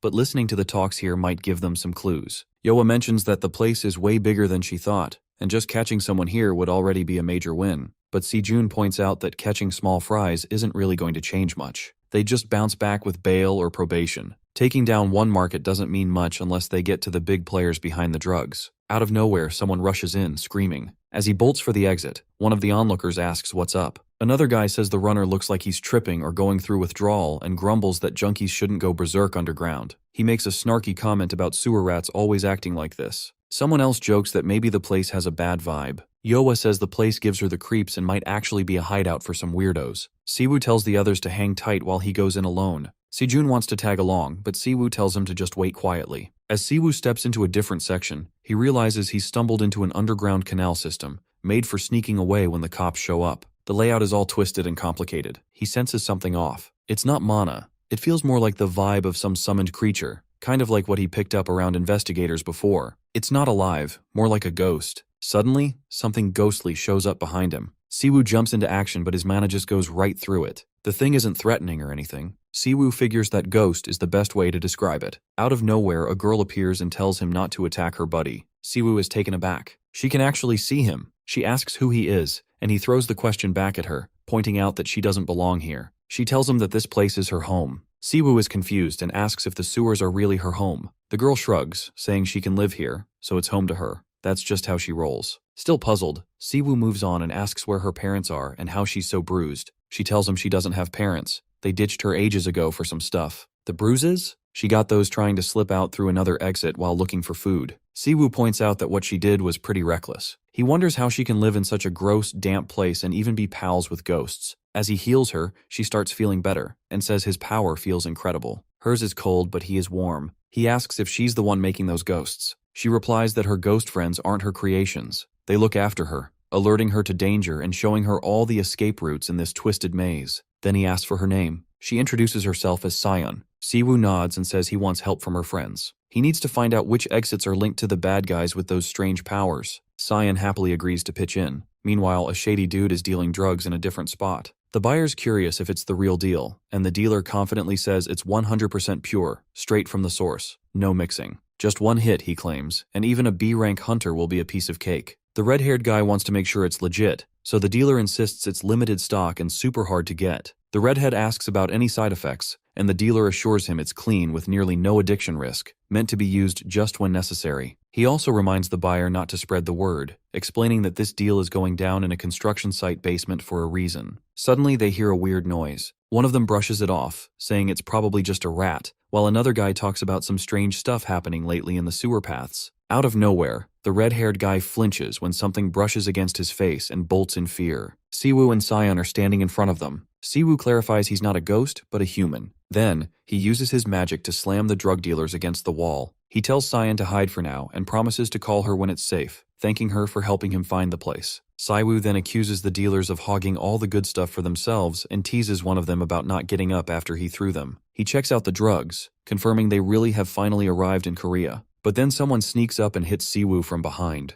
A couple of other guys join in, wondering how this little rat got in. The boss thinks there might be a traitor in the bunch since it's the first shipment from the factory and orders Unit 4 to contact Unit 0 to take care of the intruder. While standing on the knocked-out hero, Siwoo quickly snaps back, activates his counterattack skill, and unleashes a wide-area attack. The guys get blasted back but manage to block it, and the boss doesn't even budge. Siwoo assesses the situation, noting these opponents are fast, strong, and clearly trained. He asks who sent them. The boss is starting to realize that Siwoo's skills and how he healed from the attack show he's no rookie. Another guy sneers at Siwoo for pretending to be dead, but Siwoo fires back, saying hiding in the ceiling is pretty cowardly too. They demand to know which guild Siwoo belongs to. Before they can react, Siwoo uses his magic to immobilize two of them and tells them not to move. He declares he'll be the one asking the questions, and they're better off answering. The boss tries to keep things chill, saying Siwoo is a bit too excited. He figures Siwoo came because of some rumors, then tries to use a skill. He tells Siwoo to get in line if he wants to buy something and launches an attack. Siwoo releases the two guys he caught and, grinning, says he wouldn't take the drugs even if they were free. The boss asks his crew for a damage report,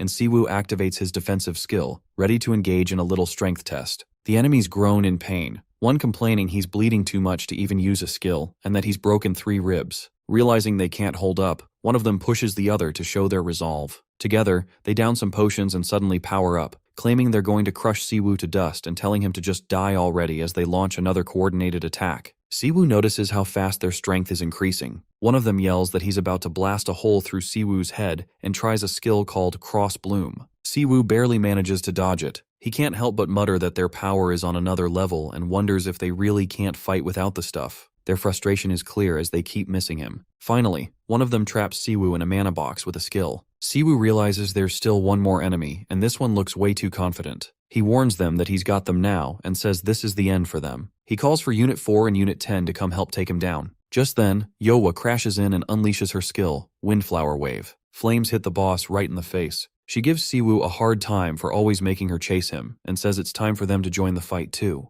After they dealt with the attackers, Yowa stretches and says they're tough but still not a match for an S rank. The drug gave them a boost, but it wasn't enough. The attackers are groaning on the floor. Siwoo asks how they got there so quickly. Sejun explains that Yowa suddenly ran downstairs, saying she had to follow him. Yowa tries to argue but ends up admitting it wasn't her plan. A little girl led her. She points to Cyan at the door, who smiles proudly and says she turned it into a fair 3-on-3 fight instead of a one-sided beatdown. Siwoo walks over and thanks her for the help. Watching them, Yoa asks who the girl is. Siwoo says it's complicated but promises to fill her in later. Sejun chimes in, saying a kid shouldn't be living in a place like this. As he looks around and spots the illegal drug, he mentions it's finally made its way to Korea. He'd heard about it, but this is the first time he's seen someone actually using it. At least the guy didn't blow up right away. Yoa thinks the user must have gotten a burst of strength by gradually increasing the dose, but the side effects probably messed up his body and led to death. Siwoo then asks if they've heard of the zombie slayers. Sejun shakes his head, guessing the attackers were just hired muscle for the exchange. Siwoo disagrees, saying they were too strong for that. Solid A-rank hunters used to kill. He figures they were sent from the source of the illegal drugs,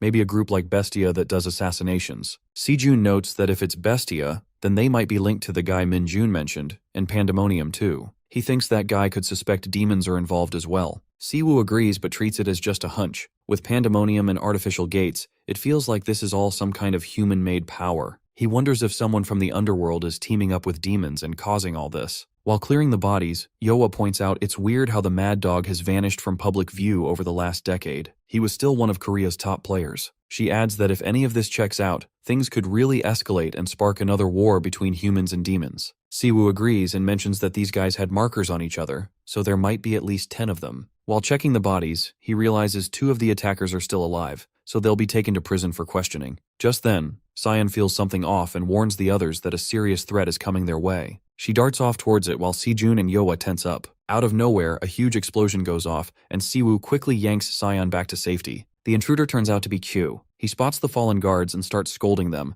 saying if they're going to do a job, they need to finish it properly. He warns that those who leave a mess don't stick around for long. Pressing his fingers together, he's ready to show them what he didn't get back in the day. He's got a whole team behind him, gearing up for a fight. Siwoo's crew takes their positions. He eyes the enemies and wonders if they're the last of the numbered ones. He's curious if they come in even in odd groups. Sejun activates his stealth skill and notices that Mana feels different. These guys are at least A rank, way stronger than before. A hero steps forward, calling them drug dealers, and asks if Chu is the boss. Kyo freezes, feeling the pressure, and wonders if these are the heads of the Azure Blossom Guild. He's unsure how much they know. He doesn't recognize the one in the middle, but the other 2 are definitely S rank. He decides it's time to take them out. He signals to his team that he figures there's no need to chat. As they grab the drugs, Chu announces he'll finish them off right here, and they all charge at Siwoo's group. Sejun tells the others to let him handle the enemies while Yoa covers them with her bow. The fight breaks out, with Siwoo going after Chu and the others tackling the rest of the guild. As they clash, Siwoo notices Chu's martial arts look familiar, but kind of sloppy, making him wonder if Chu's teacher is just a fraud. Chu gets furious and unleashes a surge of power. He roars at Siwoo, sending him flying with a powerful spell. Yoa, completely taken by surprise, shoots an arrow that hits Chu. He's caught off guard but manages to use magic to send it back her way, hitting her hard. An enemy tries to sneak up on Yoa, but Sejun jumps in and takes down 2 attackers with his magic, telling her to deal with the smaller threats first. As Siwoo gets back on his feet, Sejun urges him to stay strong and hold his ground. Siwoo starts to realize Chu is using some weird technique against him. Instead of getting frustrated, he remembers the crazy rush of fighting with his team. Messy, wild, perfectly chaotic. He tells the others to take a breather for a bit, saying it will take him about 10 minutes to finish things up.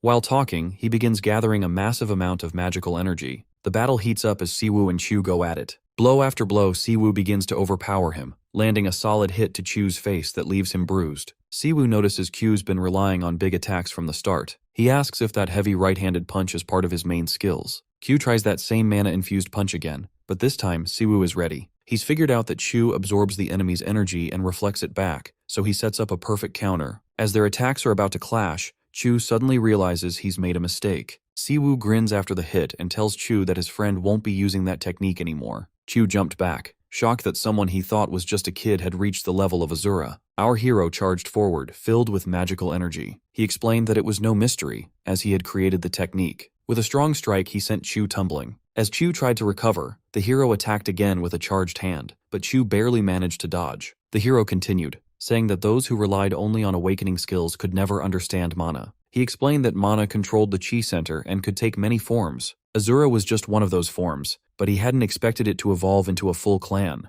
Q realized he was losing and needed time to escape. He saw a companion slammed into a wall and told them to take the lead to buy time, but the hero was already behind him and closed in quickly. Q got caught and was thrown into a narrow corner, hitting the wall hard. A vial fell from his hand as he landed. The hero approached and said Chu had a chance to cooperate and even received answers. Since he stayed silent, it was now the hero's turn to ask. He grabbed Chu's face and asked if he had ever listened. Q trembled. The hero questioned why he was resisting when his own men took the drug without hesitation. Wasn't this the product Chu was proud of? He insisted that Chu must know what it really was and refused to take it. If Chu wanted to live, he had to reveal who made it and spread it. Q used that moment to drink the vial. He declared that nothing they did mattered anymore. In a world run by awakened skills, only the strong survive. To grow stronger, people must take anything, whether it's medicine or poison. Shady deals didn't matter because drugs like this would keep appearing. The hero remained silent as Chu yelled that the weak were meant to be consumed and that shining for even a moment was a blessing. The hero grabbed Chu by the neck and slammed him down, asking what kind of nonsense he was saying. Even if his logic made sense, he was still weaker. He let go, and Chu coughed blood and collapsed, exhausted.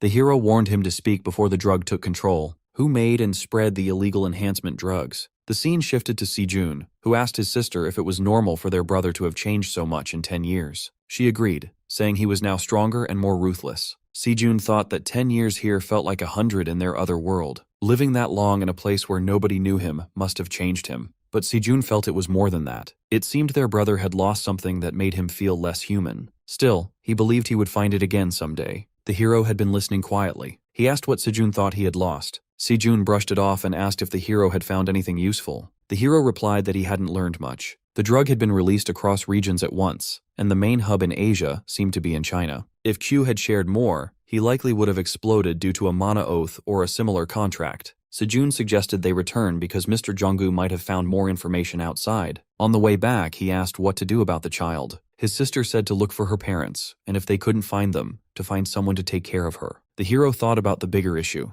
If they didn't act quickly, the drugs could spread out of control. The enemy seemed to know the investigation was getting close. The abandoned factory might be a trap. If China were the main hub, there would have to be a local center in Korea too. Next, the scene shifts to a busy club where people dance under bright lights. Music blasts through the air as a tattooed man leans toward his friend and asks about the abandoned factory. His friend replies that HMCS forces have surrounded and raided it. Because of this operation, most people linked to Sir Louis and the Oni Slayer group are now out of contact. The tattooed man then asks about Chu. A blonde man answers that Mr. Q is very worried because he hasn't been able to reach his twin brother, Sir Louis. Still, Q is following orders from Sir Daesung. The tattooed man mutters to himself that he plans to return the next day. Suddenly his phone rings. He answers and hears Daesung asking if there are any problems with the transaction in Korea. The tattooed man replies that they started operations in different areas as instructed. It seems the targets realized the goods were fake. Daesung responds that they were the ones who told HMCS agents about it. The tattooed man gets frustrated and asks what that means. Daesung explains that since the drugs are already spread throughout the country, it's normal for a few exchanges to fail. Now that HMCS has taken the bait, they will focus their investigation on the abandoned factory. Clown will handle distribution, so he should keep sending out the product, even if it's risky. The tattooed man warns that acting so openly will get them caught. He mentions that Louis at the factory and the Oni Slayers are still missing. Daesung tells him not to worry. Everyone involved signed strict confidentiality contracts. Even if they get caught, they cannot reveal anything. He adds that the useful hunters in Korea all died 10 years ago. Daesung gives one last order. Just protect a place called Despair. That is all he needs to do. At the HMCS branch office, Jung reported that many distributors and users were arrested at an abandoned factory and destroyed the entire sales site. Normally, this would be a big win, but the operation resulted in all those involved in the drug trade being killed since the users were too far gone to save.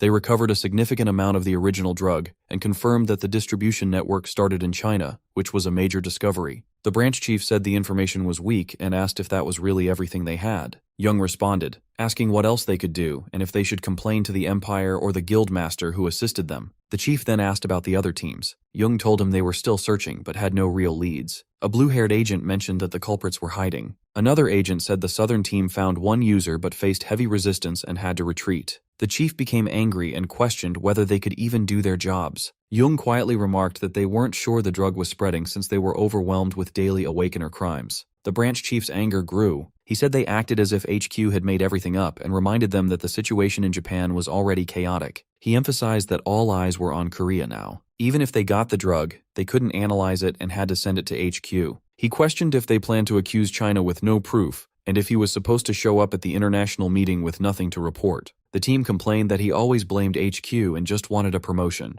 They said chasing the big shot rookie had made their situation worse. The chief snapped and asked where Hunter Min was. They replied that he had taken the day off to handle some matters. The scene shifted to the hero. Yeohwa asked him if he liked something. He said he did, but wondered if it was okay to accept it. She assured him it was since he had raised them, and it was the least they could do. Sejun mentioned it made sense for him to have his own place now with so many people living together. He recalled how the hero and others used to sleep at the office, and how even Hunter Chu visited often. He also reminded him that he had taken the kid in. The hero, holding Cyan's hand, said he had looked for a place, but it would be hard for her to fit in since she was a natural awakener. Yeohwa patted Cyan's head and noted that such talent was rare without going through the tutorial tower. She told Cyan to listen to the hero and promised to visit every day. Cyan smiled and said the pretty head lady was nice. Sejun said he would come every day. Even though he moved in with his sister, he spent so much time here that it felt like a second home. Yeohwa laughed and invited Cyan to come inside and look around with his big sister. The hero looked at them, half laughing, and asked if this was their plan from the start. He smiled and said this would be their new hideout. He remembered the joy and laughter when they first moved in and got the biggest room. Fishin had promised he didn't just choose a random house as an excuse because of the war. The hero agreed, saying he figured that out since he could never afford a place like this.